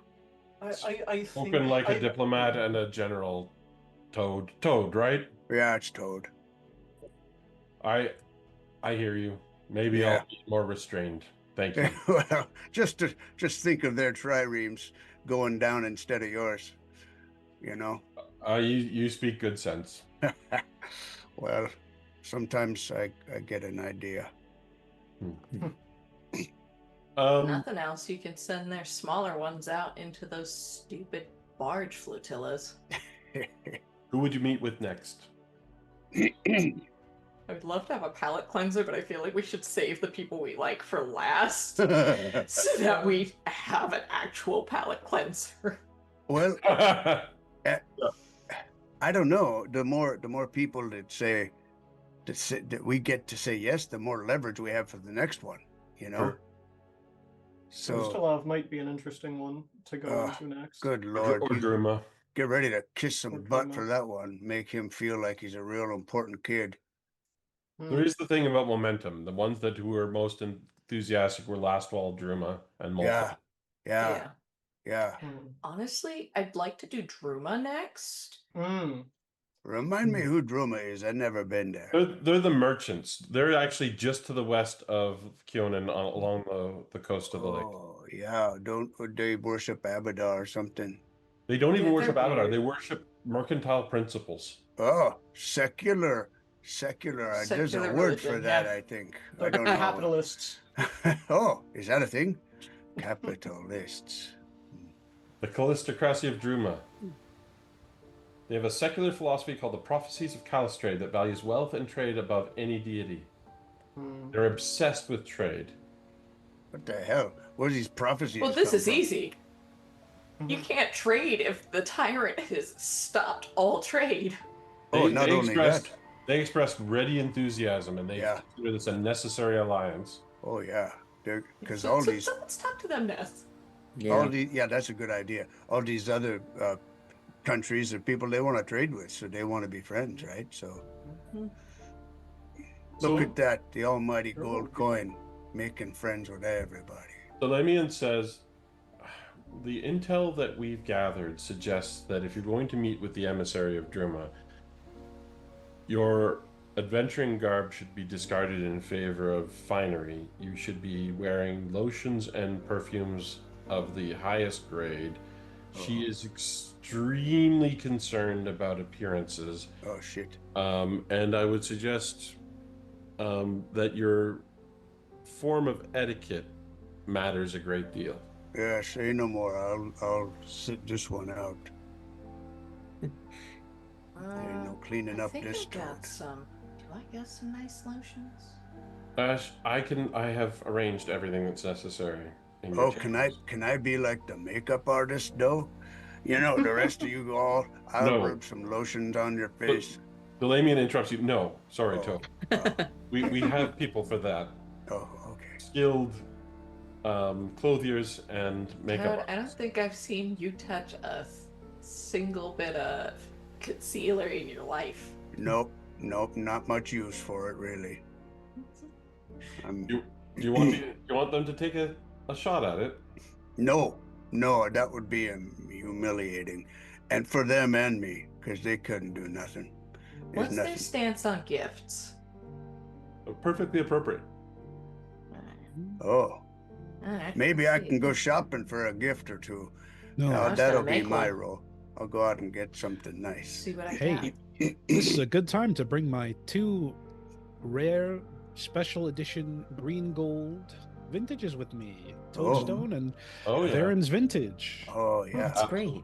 And hey, Varen's Absolutely. vintage. Nobody's tried that yet. Nobody's had it. It's not out to the public. I'm not sure you want it. Can we try it real quick before we head Yeah. over? Yeah, let's give it a shot. Sure. Absolutely. Let's. Oh, what if it's a rare? Well, let's try it. Okay. So who's attending? Everyone except Toad? Yep. I think so, yeah. I'll Is stand every- outside and make sure nobody's listening in. Is everyone having a bath? Oh, absolutely. Yeah. Mhm. I do Everyone- have some aroma concealers to help scrub any stink we might have before we apply perfumes. So Okay. Yeah, You I'm apply- like prestidigitating everyone's clothes the moment we're outside the door. So like even on the walk over, did we get dust? It is now gone. They gleam. Lotions and perfumes are applied. And in terms of etiquette, you will have to do the best that you can. I got some Beano. I swear by it. I might go with Delamian's choice on this one. But thanks for thinking of us. Yeah, well, that stuff's on lotions do the outside, Beano does the inside. Chalzo arrives. She smiles graciously, and she says, and there's refreshments served, and everything's perfect. And she says, it is very pleasant to meet with people who understand the value of proper etiquette and to the importance of avoiding foul odors and aromas when entering into delicate negotiations. I appreciate your courtesies. When I had heard that it would not be true diplomats that would be conducting these meetings, I was concerned, but you appear to understand how things work, which is refreshing. I spoke already of the importance of this alliance. I think this should be an easy discussion. Would you like to make the discovery rolls? Two of you may select. Since it So was perception, religion, or society would be the most appropriate skills for that. Mm, We do have religion and society if no one else has one of those. yeah, I have religion, but it's only at a 14. Whereas my perception is 18. You can also aid those who are rolling. I think I will aid. Yeah. But my I- aid is through perception. I'm not. That's I would fine. roll perception. That's Okay. that will work. I'll roll religion. And I'm gonna do really good. Nope. Okay. we go. Yeah. Not You got terrible. better than 30. That's not bad. Okay, give me 1 second. Have you added the aid? I think Banda rolled the perception, so Varen would have aided in that. Oh, okay. I was rolling perception for. Oh, right. This Oh, yeah, isn't a right. system where you roll the success of Aid, your roll. Yeah. Okay. Mm-hmm. And it adds like +2 or +3 or something, depending on your. You can tier help of someone success. achieve success on a skill check by making the same kind of skill check, or with GM permission if it's something that Okay. complements it. Mhm. Giving them a +2.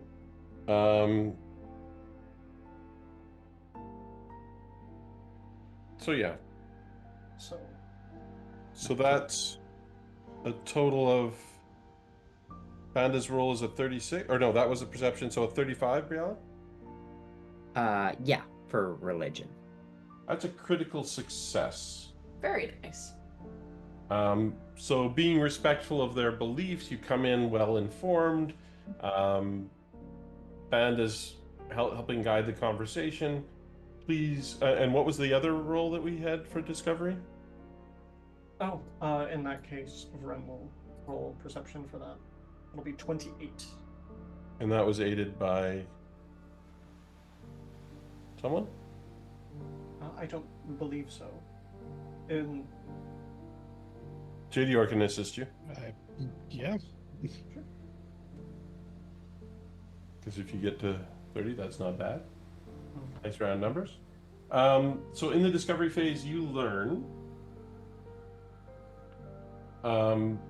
the best skills to assist in this will be religion and diplomacy, crafting, and mercantile lore. Society is not bad either.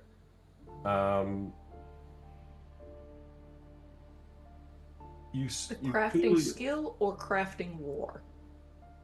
you can make a lore check based on crafting skill. Okay. Okay.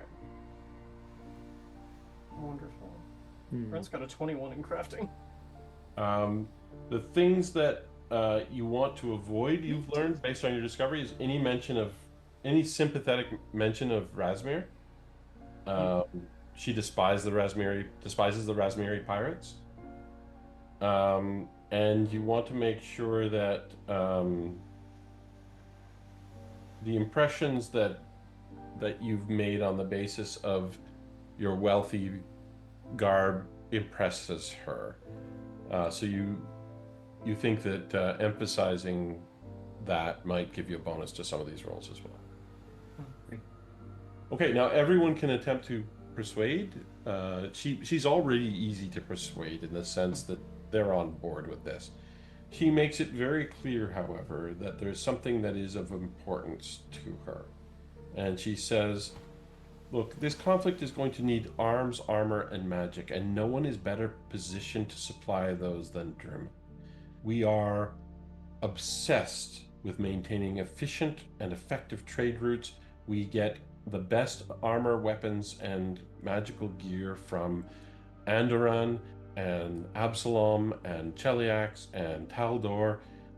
We can get them all to the lakeside and to Druma effectively. We're not going to subsidize the entire cost of this war. There are risks that we undertake maintaining those trade routes as safe paths of acquisition of necessary war materials. But because of the importance of the war effort, we are willing to discount our markup on supplied materials for other nations that are part of the alliance. The signatories, we would be prepared to offer them a steeply discounted 50% markup on all the values of the gear that we acquire and supply.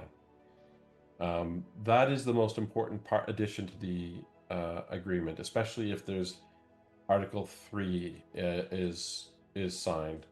Article 2, the Mutual Aid Alliance. To get my signature on that, we need to agree to the markup. Again, significantly discounted because we understand the importance of this military action. I'm not really sure about the Conquest or the Mutual Defense Pact. Articles 1 and 2, though, make abundant sense. Refraining from warfare and mutual aid, given the markup being agreed to. As far as Article 2 is concerned, I understand that you're already, for the most part, in agreement of it. But as you said, you have a large number of trade routes that you keep very well maintained. And I think that the markup in wartime, the economy is a bit strained. I think that you understand that. But I think that there's missed opportunity on 2 points, if you don't mind my sharing my thoughts. Of course, that's what we're here to do. So, first, I believe that supplies are expensive. So I think that rather than posing the markup on your own supplies, you could cut your supply costs, allow other people to supply their supplies and other people to trade, but rather you place a fee on the use of your trade routes. It amounts to the same thing. We're not about. By providing an influx of other people's supplies and including the markup, or not the markup, but rather the fee to use your trade routes, you would be cutting costs and providing the same gains, would you not? It would be putting other nations in control of our trade routes, which we won't consider. Oh, no. They would be going through you. Absolutely. You would be making money through volume. No one's putting anyone over your trade routes. Right. We're asking you to allow use of them for people moving. That's That's all. exactly what we're talking about as well. Just with that 50% markup to make sure that the cost of maintaining the trade routes is not falling on us exclusively. Well, that's perfectly fine. And again, in that state, you could provide a clause rather than the markup to say, hey, if you contribute to maintaining the trade routes to our standards, and therefore cutting costs for you, you may be able to lower the cost of product and therefore make even more money by going via volume rather than individual cost. Do you have any of those skills? Crafting, mercantile, or Has crafting. perfect? Roll it. Can I aid 38. with that Oh, crafting? there you go. No, Oh, that's a it's fine. critical success right there. Yeah. Let's go. So, to a certain extent, you're baffling her with your talk of trade because you're using different words to address things that she understands well. And she gives you a shrewd look at one point, and she's like, "You've done this before." All right. Anything else we should talk about? I mean, Articles 1 and 2, given what we've talked about, I think we can reach an arrangement with a suitable... I'll see what I can do on the rate. How about that? I'm just more for dividing the cost because people tend to bulk at larger individual numbers, but the smaller numbers, they tend to pay less notice to them, even if there are a lot more of them. And then they But- spend more over time. I understand. You can make a roll 2. Oh, okay. And everyone gets 2. Okay. I'm also but doing talking crafting. about increased revenue based on volume is something Oh. both of you have talked about. 40. So Critical. Banda is circling this back around to the conquest cord in the sense of no one's asking you to send troops or bodies. We're just asking you to allow us to use your routes to send our troops and bodies. And in Because as fact, you they, said- they're willing to supply troops if they're persuaded to sign 3 and 4. Right now, she's saying, I'm going to sign 1 no matter what. Yeah. Because that's just good for trade. 2, the Mutual Assistance Pact, I will sign that as long as I get what I need. And I think you're right. I think if we do a large amount of volume, we could probably go down to 25%. Oh, nice. Nice. You make some very good points about and reputationally it helps us in terms of solidifying the alliance. It helps in the volume. You're both saying very, very clever things that I happen to agree with. And 50% was a starting position, of course. 25%, I think I can persuade my people. Nice. I will do that, or I'll sign Article 3. Wait. Why is this Article an 3 is the or? self-defense agreement. They will come to the defense of any threatened nation. So what she's saying is they'll stay at 50% and sign Articles 1, 2, and 3. But I still think that there's missed opportunity here. If you help people, then they're more likely to buy your things because they're ingratiated to you, are they not? Well, then have someone tell me the plan. Build faith in the plan. What is the actual plan? Anyone have a warfare lore or anything, any of the skills that haven't yet been used? Briala and JDR, you both get to make rolls. You can roll natural 20s too. We don't mind. Unfortunately, I don't In have fact, Briala, I warfare believe there was a lore. promise that you would roll. There is a 20s. promise. There is This a is- promise. This is one of the times I'd like one, please. Yeah. What skill would you like? I got society, I got survival, I got lore elf, and lore hunting. Mm-hmm. None of those society works, but your best bets are, of course, mercantile lore, crafting lore, diplomacy, religion, or society. I'll do another religion check. Okay. That is not a 20. Oh. I'm so sorry. Let me roll again. I'll get it right this time. You do have points you can use. Yeah, you've Ooh, got a hero point. Do I really want to use the hero point now? Right here? If it means No. breaking a promise, then no. Go ahead, break the promise I'll about use a natural hero 20s all night point. long. Ooh, Oh, it's not sad. terrible. At least it's a success rather than a failure. I've been rolling pretty bad tonight. All right. She seems to be on the cusp of being persuaded. It all comes back to Jadior or Toad re-entering the room and saying something helpful. Ooh. Toad, Guys, Toad. I don't have a pitch. My only pitch is opening an exclusive winery in that particular region. That's my only pitch. Well, one Nothing of your else. pitches could be breaking out your alcohols and distracting her with your wares. Oh, hey. So you do have what was it? Double Because you sweet? talked about doing that. Yeah. I motion. Bring the wine right now. Bring the wine. Right. So do you gift some to her in addition to pouring some for her? Yes. All right. Please. Roll your diplomacy then. It was that, or I guess like deception to pretend we have some sort of plan. You're +4 to this. Yeah. If it's Varen's vintage, Varen will happily assist in that as well. Okay, hero point. Yes, please. Sure. Hero point, please. Why? My dice are so bad all the time. I don't understand. So Toad doesn't really have. I mean, he has survival. Was You that? think Did No. Here's the thing. You walk in unbathed, unperfumed, they lose 3 points right off the bat. And you're not going to make 3 points up, Toad. So 26 doesn't make it? She's really close. She even goes so far as to tell you, look, if I see better particulars and more sign up from other nations to the percentage, here's what I will do. You have 4 days to persuade me. And if you get me there, we will be a true ally throughout this. Here's what will happen at that point.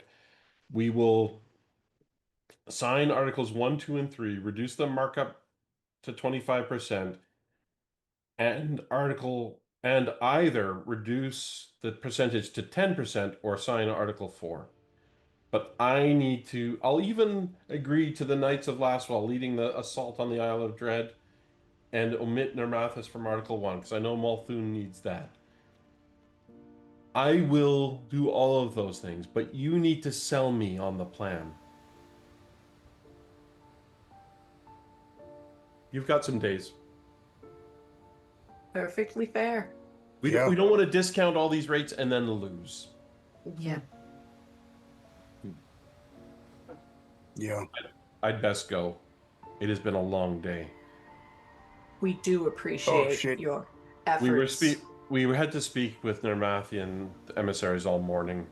They're very anxious about being excluded from Malthun, but I don't think you'll get Malthun if you don't kick out Nermathus. Oh. Well, Oh. We've Druma, made a little bit of headway in that, but it's an uphill battle. Do what you Druma is can. a You know what country you of have to do to get me. principles. Sorry, what's that, Briella? Druma is a country of principles. I Absolutely. understand that you respect other principles and you see untapped market shares. I do, but I also see practicalities, and Malthun is stubborn. So very stubborn. I don't care how that conflict resolves. Whether Nermathus is reabsorbed into Malthun or whether they become an independent nation. But the war has to stop because it's bad for business. Maybe you can solve that problem too while you're dealing with the Whispering Tyrant.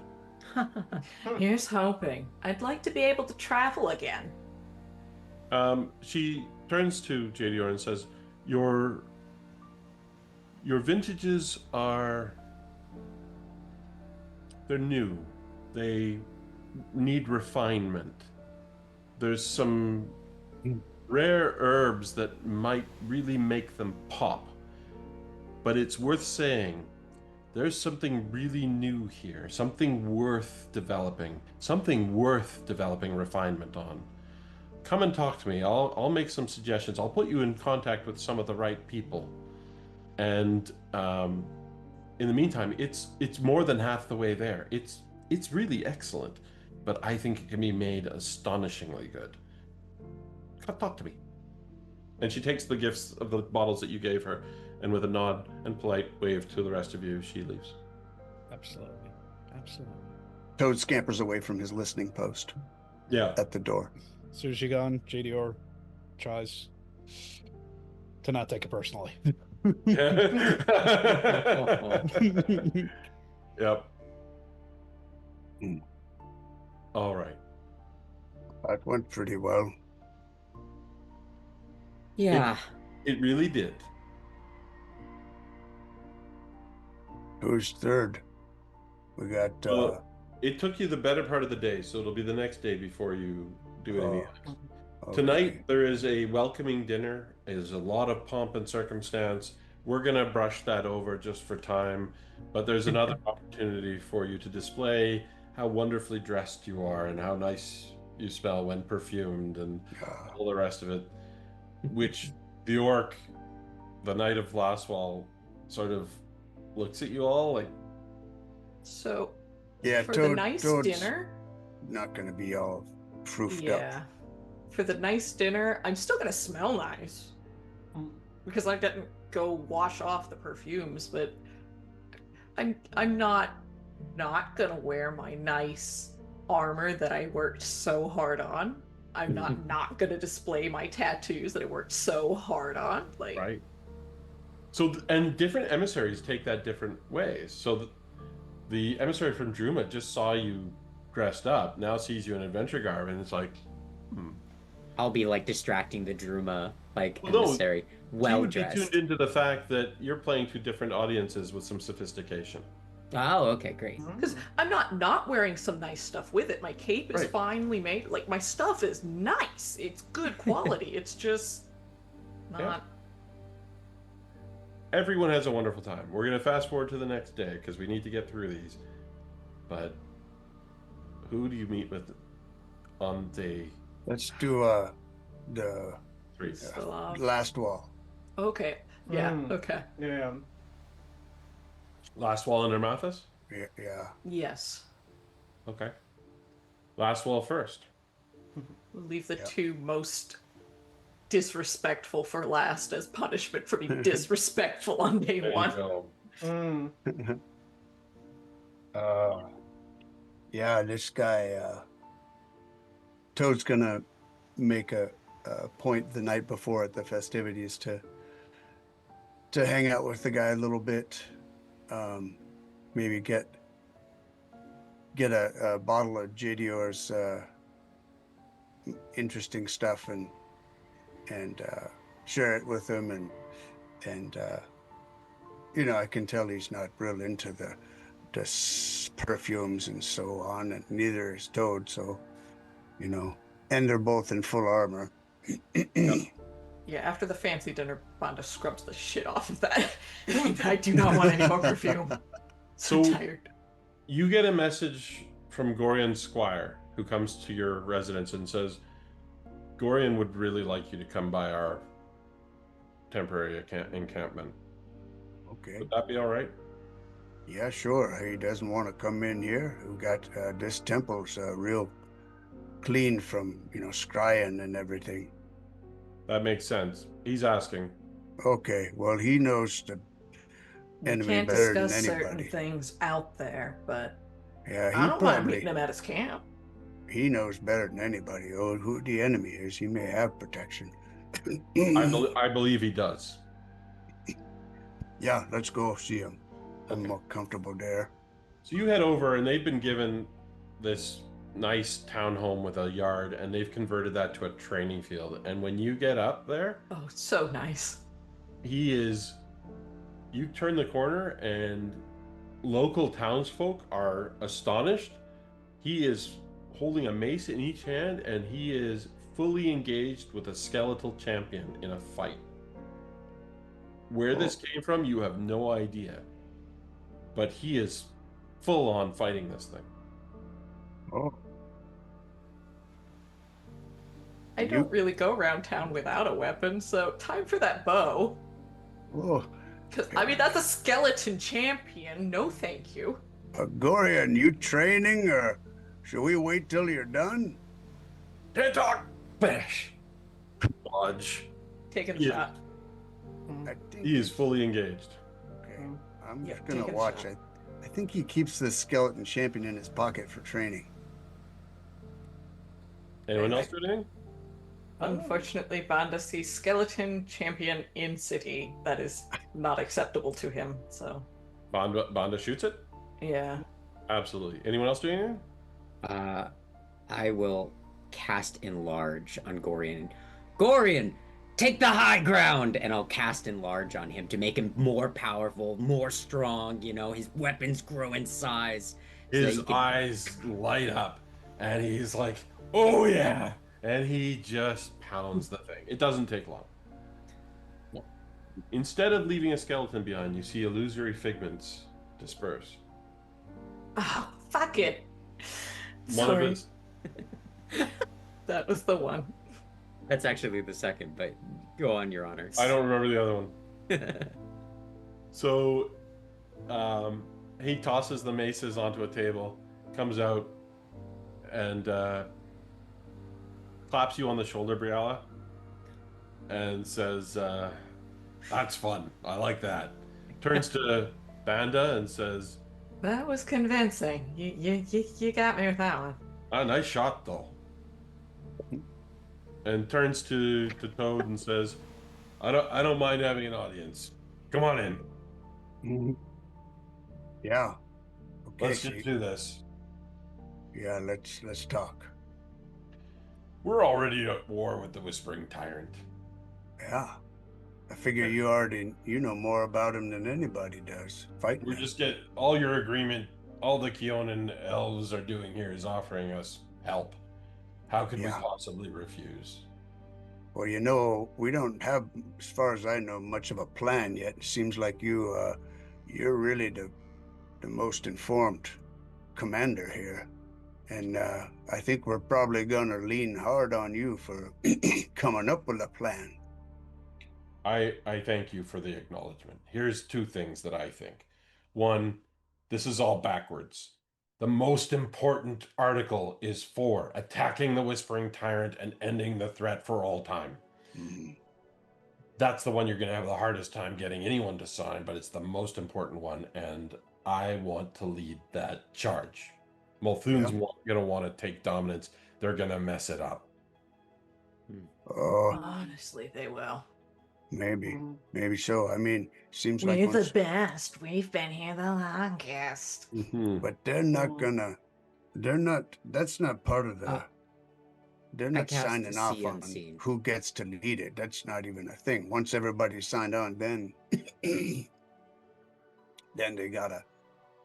I don't want to say Suck it fall up in and line. deal. Yeah. Here's where things get thorny. If I agree to put my troops, my men who've fought and lost so much, and they get put under Multhoon command and they die, I have betrayed them. No. I don't see that. I'm signing for, but not if we're not in charge of our own I don't see and it. really leading the charge. I don't see it that any other way. You've been fighting them. You know what's going on. You know how to fight them. I can't see any other leader. So, what can you tell us about figuring out the Nemathans? Yeah, it's You've a been- tough one. You've If it been were- there. If it were me, I mean, it's an impossible contest. You need Multhoon to have as much force as possible. Yep. But the Nemathans are brave, they're fierce, they're independent. I understand them. I wouldn't want to take Multhoon at the expense of Nermathas, but I don't want you to say no to Multhoon either. I don't know how you do that. Oh, I tell you what, we got these folks are pretty smart diplomats, and we got Multhoon moving in the right direction. So if you find any chance to support it, you know, that'd be good. I'm asking you to get other nations to agree, at least 3 of them to agree that we lead the charge if Article 4 gets signed. I don't even think it's a question at this point. Mm.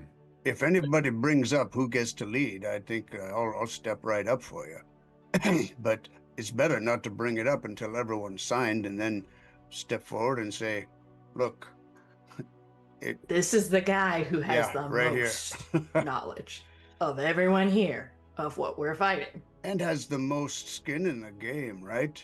You know it. You lost a lot. Yeah. But you got the most reason to want to fight. But what we've gained as well is integrity and glory. And I don't want to sign an agreement that would mean we have to break the agreement if Multhune is put in charge. Yes, We, Uh, Multhune didn't bring anything up about that. So handwrite it in or get 3 nations to agree. I need that. You need them 3 nations to agree that you're in charge. That That you we're lead leading- the fight. that You we're need leading to- the charge. Yeah, that's fine. I think we can do that. I think don't you think can any- too. I don't think anybody's gonna The see only the ones who are problem. gonna argue that are the ones we don't really care for the opinions of. I hear you, Banda. But remember something too. The ones that we don't care so much about, they'll fill a grave as well as any of our people. You know, it's good to have somebody up there to fill the grave in front of us. You are none of you a stranger to conflict or combat. I think that all nations that participate in this get stronger as a result, not weaker. True warriors are forged in combat, Yeah. not through training grounds and manuals. Nope. So that 38, Briala, was that to try to establish the discovery phase? I think like seeing this, having this conversation even here made me nervous. I think Brielle is like head on a swivel, looking around to make sure nobody here is just, oh, what do you know? The Multhune diplomat just happens to be walking by. And Oh, you guys have gone inside, I'm assuming. Sorry. Okay, yeah. yeah. Because he invited No, you we're in. not standing outside having this No. conversation. And, Yeah. and you can see that there are wizards in this chamber that are being very alert. So you do get the sense that some sorts of precautions. I should have said that. So someone Love it, and I'm ate you happy to up. start it. So I think what happened there is Toad just helped you with the perception, bringing you to 40, if that's an acceptable interpretation of those rolls. Yep. That feels acceptable to me. All right. Here's what you learn. You will have no difficulty. Gorion does not trust the delegates of Razmiran or Ustalev in any way. He'll work with them if they're part of the alliance, but he doesn't trust them, and he wants to know whether you do. That's what he's not asking, but you get the sense from that perception roll that that's what's talking about. Excuse me. He wants to talk about those emissaries, and he leads the conversation that way. And you get the sense that he's wanting to be reassured by you. With a critical success, basically, you know that he's not wanting you to say that they're trustworthy. He's wanting you to know that you have the same suspicions that he does. Yeah. All the things we're already doing. Perfect. Yeah. Right. But your perception critical success there gives a very important clue. He's not looking to be lied to or reassured. Yeah. Let me ask you a question. One other thing, because it was a critical success, you get another detail. Ooh. And then someone else can roll as well.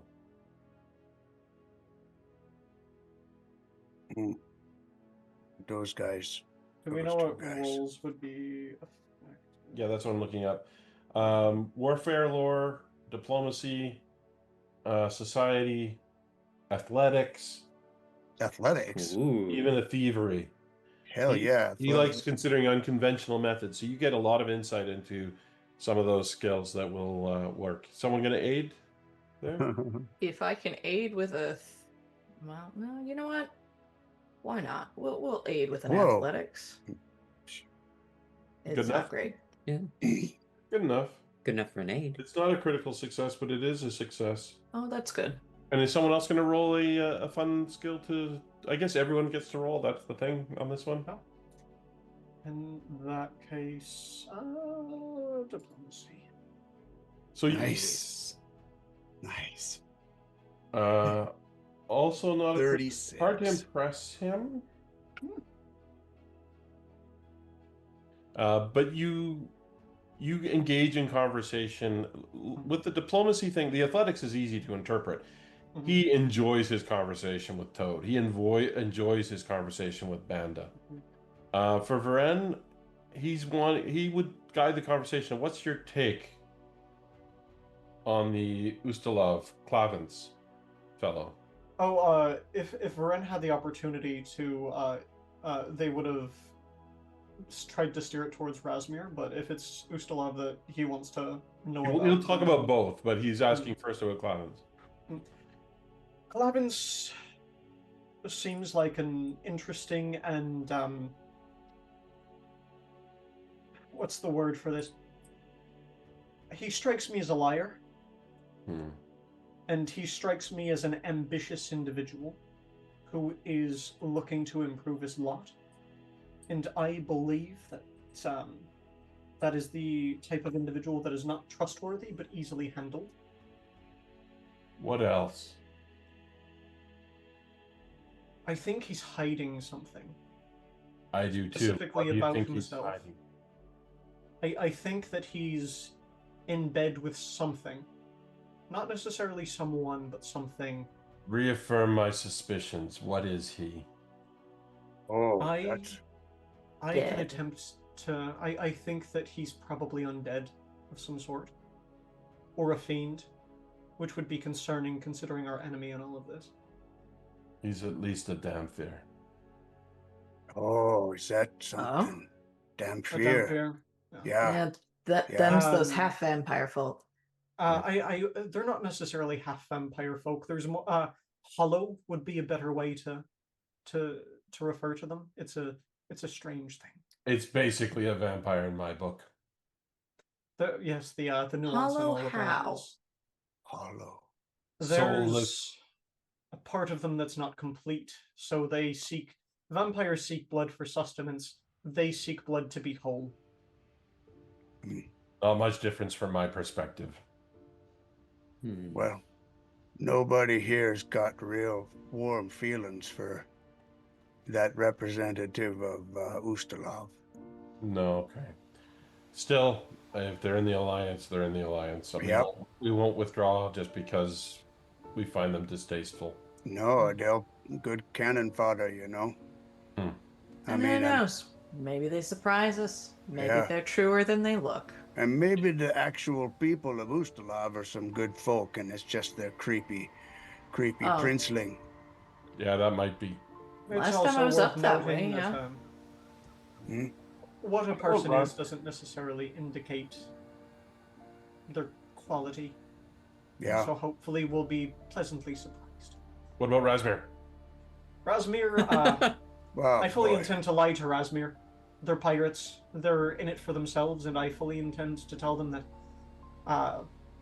the more nations survive, the longer they can continue to be pirates, because they can only loot undead so much or dead so much. And if people are alive, they're creating new loot to take. I don't want to speak out of turn here. I think we'd be very interested in looking at what comes next after the Isle of Terror is gone for other problems on the lake. You're saying that they might be next on the hit list? I would never say something so Oh, brash, That's very crass. but I we- think we're we all have- interested in a Briella, you've got the right idea to think about what we can do to improve the entire community of Lake and Carthan. we Yeah, have who no knows? I think Toad is right. We need to focus on the greater threat right now. yes. But I want to talk to you, all of you, when that's done. First of all, about whether any of you have interest in being Knights of the Last Wall. And second of all, if not, I think there is a strong possibility that we may have similar mindsets on a variety of issues that may be action. That might Like- come to pass right now. If I, excuse me, it'd be looking like I was playing favorites if I joined the Knights. If nothing else, after all this is over, Oh yeah. I'll give it a thought. But the big thing, regardless of how this goes down, and Bondo has gone from, kind of his usual, smiles and shit to just deadly serious. Whatever I can supply you and your knights in your fight against that tyrant, I'll do my best to make it. You've all surprised me. I'm impressed. When dealing with Clavence and the Resmiri, they won't be as impressed by what they really ought to be impressed by. He turns to Varen and Jadior and he says, the two of you, maybe Briala, you should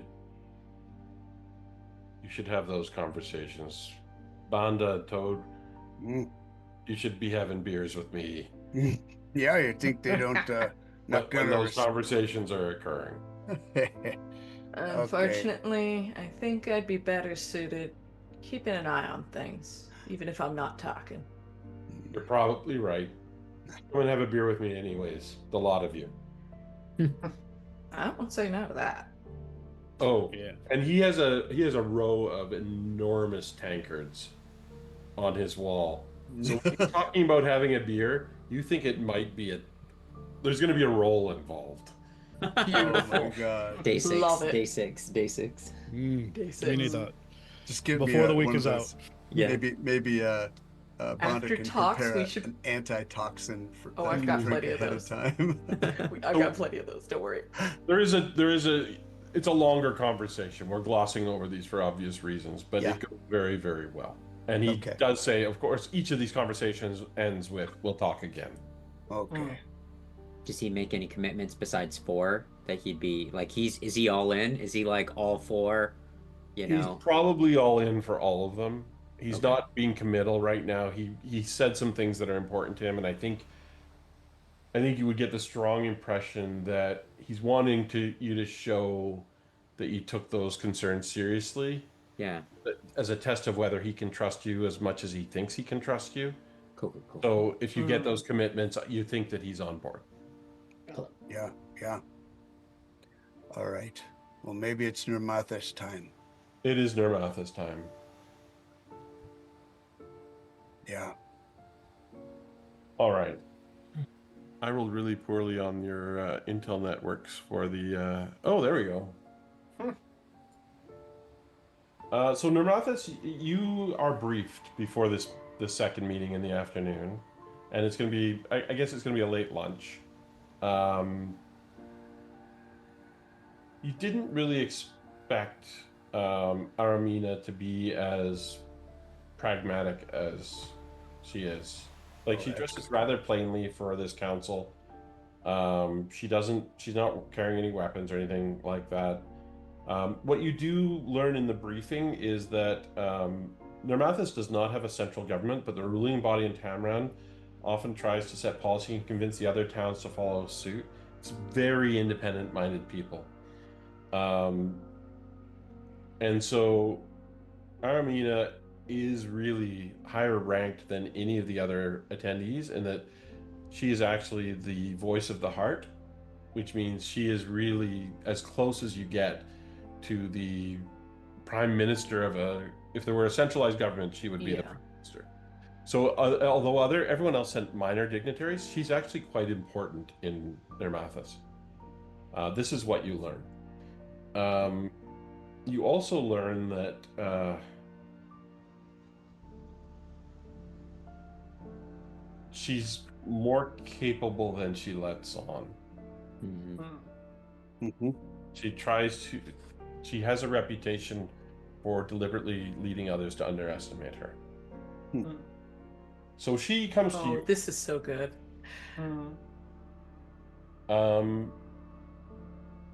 She arrives and she's early, about an hour.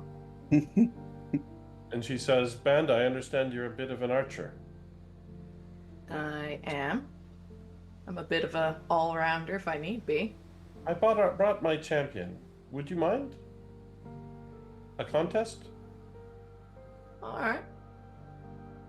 All right. Let's go over there on the grounds. Yeah. So she comes along and she's got this professional looking archer, but dressed in just regular outdoor clothes, but clearly with very good equipment. I'll go put a mushroom on top of a stick at the end of the yard. That'll be the target. Make it a big mushroom. I don't want to embarrass a panda. Oh, Waves at you. oh, okay. Big mushroom. Yeah. Oh, there's something here. I'll put up on there.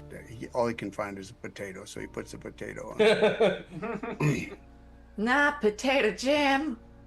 Keonan has odd names for things. I would have thought that was a potato. Yeah.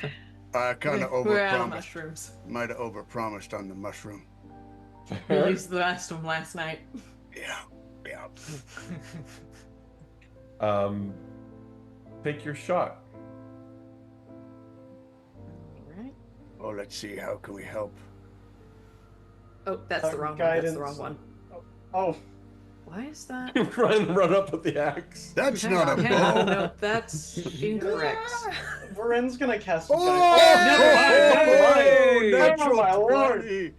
Oh my god.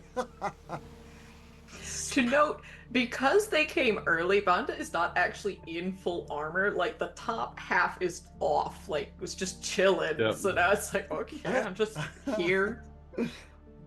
I'm not properly outfitted. So for- you jump to Yeah. you like without preparation, no concentration, no sighting, no taking the wind, nothing like that. I didn't even get to click the die 20 because she was gonna go first. You was like, contest, sure. Banda loves to shoot. Banda Yeah. loves to fight. It's just off. Everyone's like, what? Oh, it's happening. Toad still got his hand on the potato. Nah. Don't throw me back the arrow. I know you can do it. And you nail it. Like you haven't even approached where the firing line was going to be. You're further away than you intended. It's an amazing shot. Mm. And the champion just looks deflated immediately Oh, and then impressed. And help. just puts the arrow back in their quiver and just comes up and shakes your hand. Wait. No, come on, take your shot. What? I mean, I apologize for my insult earlier, as much as it was meant in good fun. Oh. And they take their Just shot, playing. and it doesn't hit the potato. Toad moves his hand a little bit. Oh, that will not fire while you're standing there. Oh. Uh, he was going to But- try to but make it. So it hit. Insists on firing from the same distance and just Oh. does not hit the potato. And just that's, looks So- like I need to go apologize to some people. And Toad strongly shakes your hand. Toad rolled 38 perception at the beginning of this for the kind of discovery phase. Yeah, Um, and you'll get some aid, so that'll Okay, someone will great. help you. That'll get to a 40. Just someone make that roll, and then we'll get someone else to do the discovery as well. You ever want to come back and shoot? I mean, we got all this space. Yeah, so 40 is really good. Someone else can make another roll to try to figure out what her motivations are. She's gone inside, by the way. Mm-hmm. She smiled when you nailed that shot and just didn't stick around for the rest of it. just abandoned her course. champion. Yeah. She's gonna try and poke around in her house. Understandable. Someone else needs to make a roll, and you can make society, perception, or warfare. Already gotten a perception. Do you have a society, JDR? 14, yeah. Yeah, you here, I can assist you. Mm-hmm. All right. What's happening? I can assist you. What's going on? Maybe you should do it the other way around. Flip it. All right. You're for the You don't assist. deserve this. The 40 is a critical success, at least.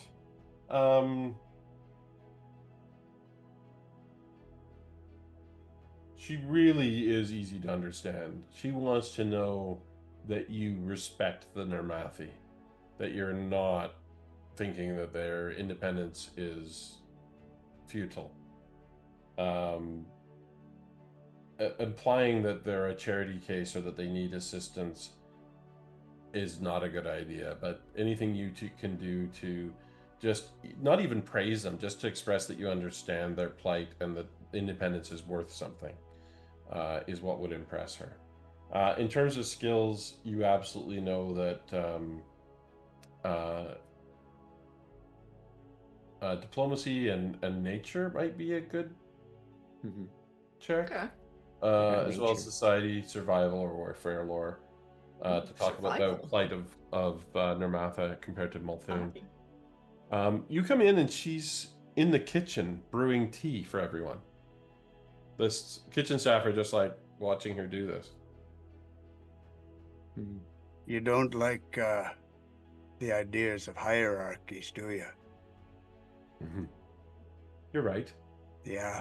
But I also wanted to show you something special. Oh, yeah. You got it.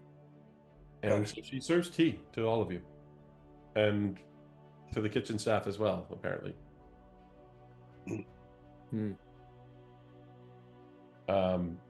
There's something special about the tea. Not in a mystical way, but just frankly, it's amazing. Where did you get this blend? Is this... I lived a short time in a Crystalhurst, in Nermathis, kind of acting as a guard for a while. This blend reminds me of there. It's refreshing. It's nice. Yeah, as you know then, Nermathis is rich in herbs and natural abundance. I loved living there. It is a special place. I'll be honest with you. Nermathis is not in a position to really contribute very much. Our border with the Gravelands is basically a river where we've constructed some fortifications. That's about it. We do not have the luxury of doing much other than defending. We're beset on both sides. The Gravelands to the north and Multhoon to the south. I don't have a problem signing agreements. The non-aggression pact would be a gift. Multhoon needs to give up its ambitions. We have a hopeless situation, rendered hopeful only by the perseverance of the Nermathan, of our people. I can't pronounce it in the moment, but it is a special place and worth preserving. The people are special and worth preserving. Home's important. It is. I didn't really have one of those for coming here. So it's the way I see it. Like you said, it's kind of an impossible situation unless, and from what I hear, you're already pretty good at this. We just convince Multhoon that they've got the upper hand when they don't.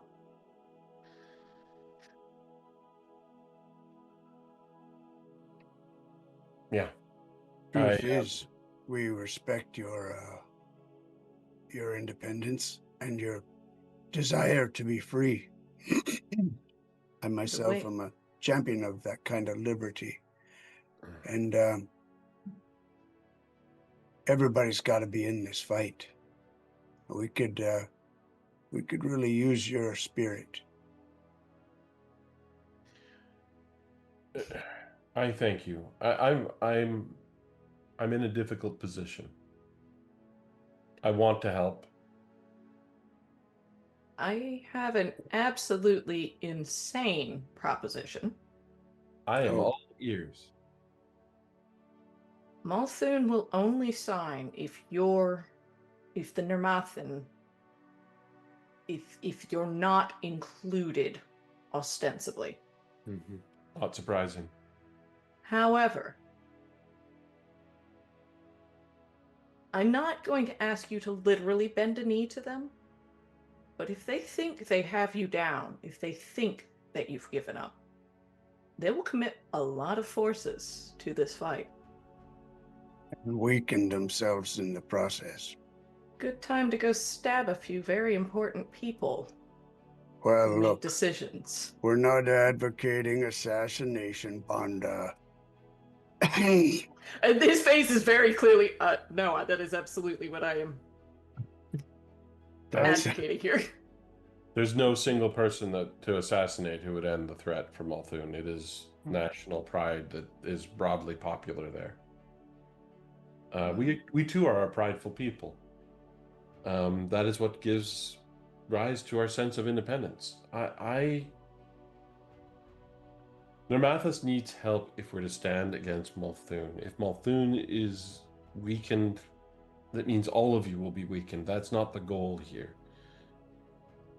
But if there's public expressions of support for Normathus, and if there's Normathus, and if there's even assistance provided, it would give us the ability to participate fully. Well, assistance is part of the deal. And once people get in the habit of assisting you after the war, well, that they've already got the relationship with you. Lots of things can change. It's only now getting everybody on board that's the important thing. Got to look at it the long view. Yes. Rumor Here's the thing. wants If we sign conflict. Article 2, we will immediately trigger, because we're already fighting the Whispering Tyrant's forces on our northern border. Yes. We will sign the first and second articles. There's no problem there. I am convinced that you're sincere. As long as we're not paying Druma more than 10% and we have access to their trade routes, we'll sign Article 4. All right. There was I think we can get Druma to 10%. I forget what their conditions were. Their They don't condition wanna was sign 10% or 4. Or But what? as long as they sign the first Oh. 3 and they keep 10%, we can take care of the rest. Well, especially if they're supplying arms and armor, and Yeah. access to the trade routes is a big advantage for anyone Yeah. who gets the benefit of it. I'm And not if worried Multhune about is excluded, Multhune would not have access to their trade routes. Am I correct? them. If they're excluded, but we do need their forces. We also have it on good authority that their navy is suffering a little bit, and that would be the primary force that they would be using in this conflict. So if it's weakened already, before even taking a front to the war, it may be worth considering that they may not have as much value as being considered. Can they afford to be out of the alliance if everyone else is signing a mutual defense pact? They absolutely cannot. And if everyone else signs, they'll just have to suck it up. Interesting. They're pretty proud, but we got ways to persuade them. They're proud, but they're not too stupid. No. And we can work with that. And they're listening to certain persuasions. You gotta speak to their pride and their sense of honor, and find ways to pull those strings without really promising much. Jadior, Briala, what is your take on Multhune? The others have been vocal.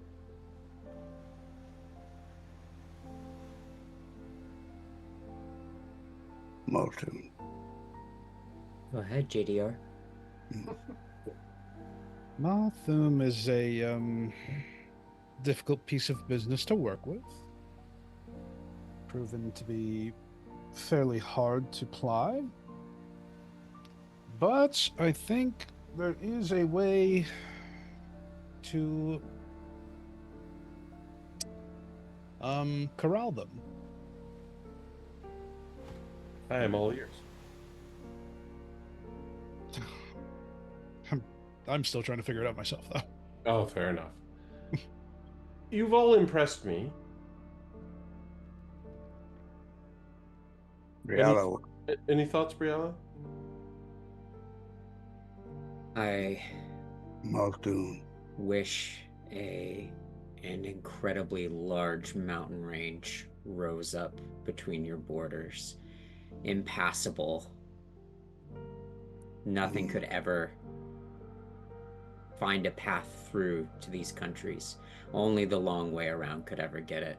And that's maybe the nicest thing I could say about Multhune, because surely not all of their people deserve the sword. Surely some of them are worth saving. But from what I've seen, that doesn't seem to be the case. But I'd love to be wrong. There are good people in Multhune. They just don't happen to be in power. Yes. It is... I have to hope. Multhune is aspiring to be Cheliax, slaves and all. Yeah. Gosh, that's terrible. Can't You know- stand them. Maybe you can talk to that self-made god down there, and he can arrange that mountain range you was talking about. Maybe it... Now that's interesting. Well, I have to admit that I am thoroughly impressed. I'm really glad, and I have to express this sincerely. I appreciate being included. It would have been easy to exclude Narmathis. I appreciate... Easy, but incorrect. I appreciate having the opportunity to meet the heroes of Greengold. I have heard things about you, but it's really only in meeting you that it's been borne out. That the rumors are true. You are capable of many things. And I really do hope you come and visit Narmathis again, Briala, and all of you. You would be welcome there. I will work with you as best I can. I would appreciate an expression of public support of Narmathis. I can't demand that. Article 1 is easy for us. Article 2 is easy for us. Article 3 and 4, well... What you could, right? I think we're on the same page on all things. Can I just be real clear? Just real honest, I guess. You don't have any greater supporter of your independence than I am in principle and in personally too. But it's most likely those kinds of pledges are going to come after the war. Yeah. And most likely you're going to earn it based on what we know. You're going to earn everyone's respect. And that's when all those public declarations are going to happen. But to just be, I hate this a lot, but we've got to get everybody on board first. Is that fair? I could not ask for more than that. I mean, I would hope in an ideal world for more, but I understand your position. We'll speak with the Queen for after the war. And we'll speak again before the end of the week. Maybe I can work behind the scenes and get us somewhere closer to what I need by leveraging some conversations myself. One real quick last thing. You have any objection to the Knights of Lastwall leading the charge when the time comes? I think they should. Yeah, me too. Good. We got to make sure everybody thinks that. Yeah, I think they should. Yeah. It's either them or Druma or Multhune will demand it. Keonan will just be happy to support. The Queen is obviously very practical and understands the risks. Yeah. Druma doesn't want to lead the charge, Yeah, and they I'm don't not want- letting Multhune. Yeah, I think it should be the Knights. Yeah. Okay. Okay, good. It's been a pleasure meeting you. Likewise. And she leaves you a box of tea, which you've accumulated a variety of sources of tea. Oh, it's go. Esprialas. And Next time we talk, there's something I want to share with you, but it may change depending on what we learn tomorrow. Oh, that's mysterious. Okay. We will chat again. It's been a pleasure. I'd best go. I know you have other things to do. And there's there's a garden party, I think, tonight with a dance of all things.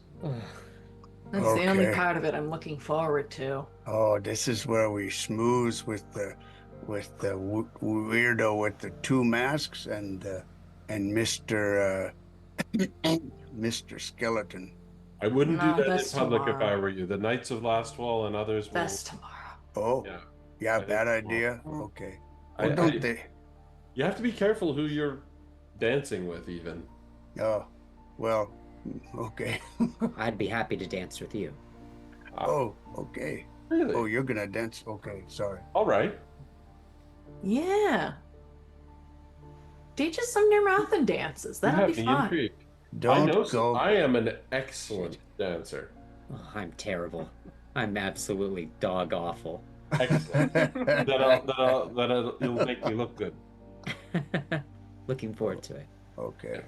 I am going to. We're going to call it in a minute because we're near our deadline. But I've been.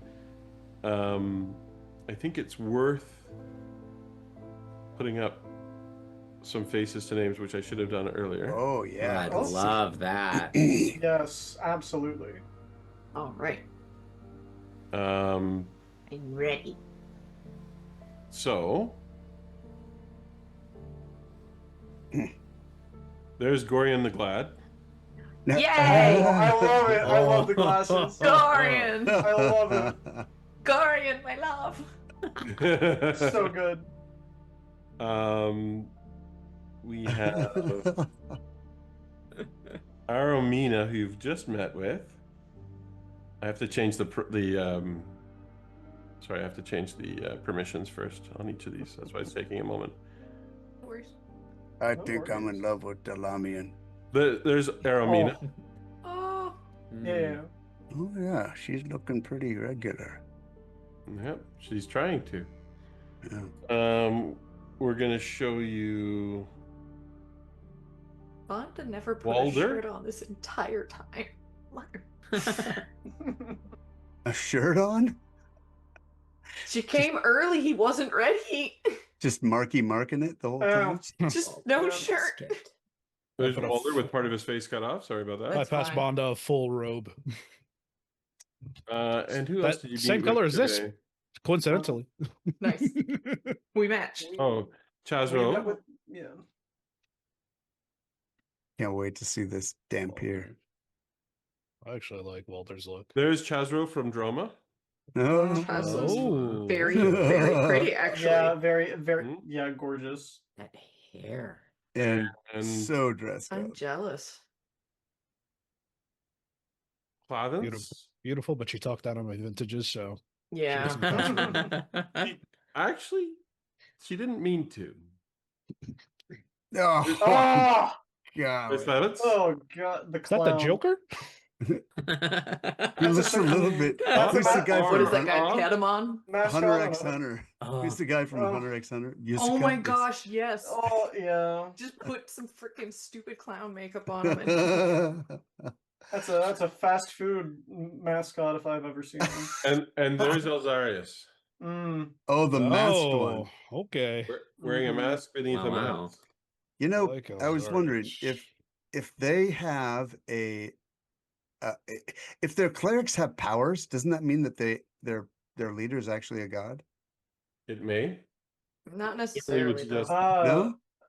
I think necessarily? some clerics can gain power through other means, but I don't Yeah. remember. It is the idea of being a deity is weird, I think, because belief of a large enough amount of people can do things, as Huh. far as I'm aware. Interesting. It is a knowledge roll, a religion roll that you have not yet made. Can I make it? I might have to make It's a very high DC to get to the nuances of that kind of thing. Oh, You're not just talking about a religion. You're talking about the basis of all religions. okay. I just rolled a fumble. Would Yeah, that- that's would not that- my. Yeah, base. no, If it's the base of all religion, would it count as esoteric? I don't think so. Okay. Doing I well. think that's a very specific religion roll Hmm. with a very high DC. Got it. And I don't actually know the answer to it, which means I look it up. Yeah, I'm just pulling from like my basis of general knowledge. I Wow. think there are exceptions, but none that the player characters would be aware of, to speak, out of character. So you have impressed some people. You've impressed some important people. You've made some strong connections. But whether you can maintain all of those connections while you meet next time with the two least predictable of those emissaries who've come to answer the Queen's call, that is the question. Mm-hmm. Give some thought to that over the week. Well done. We'll see you next time. Thanks, everyone. See ya.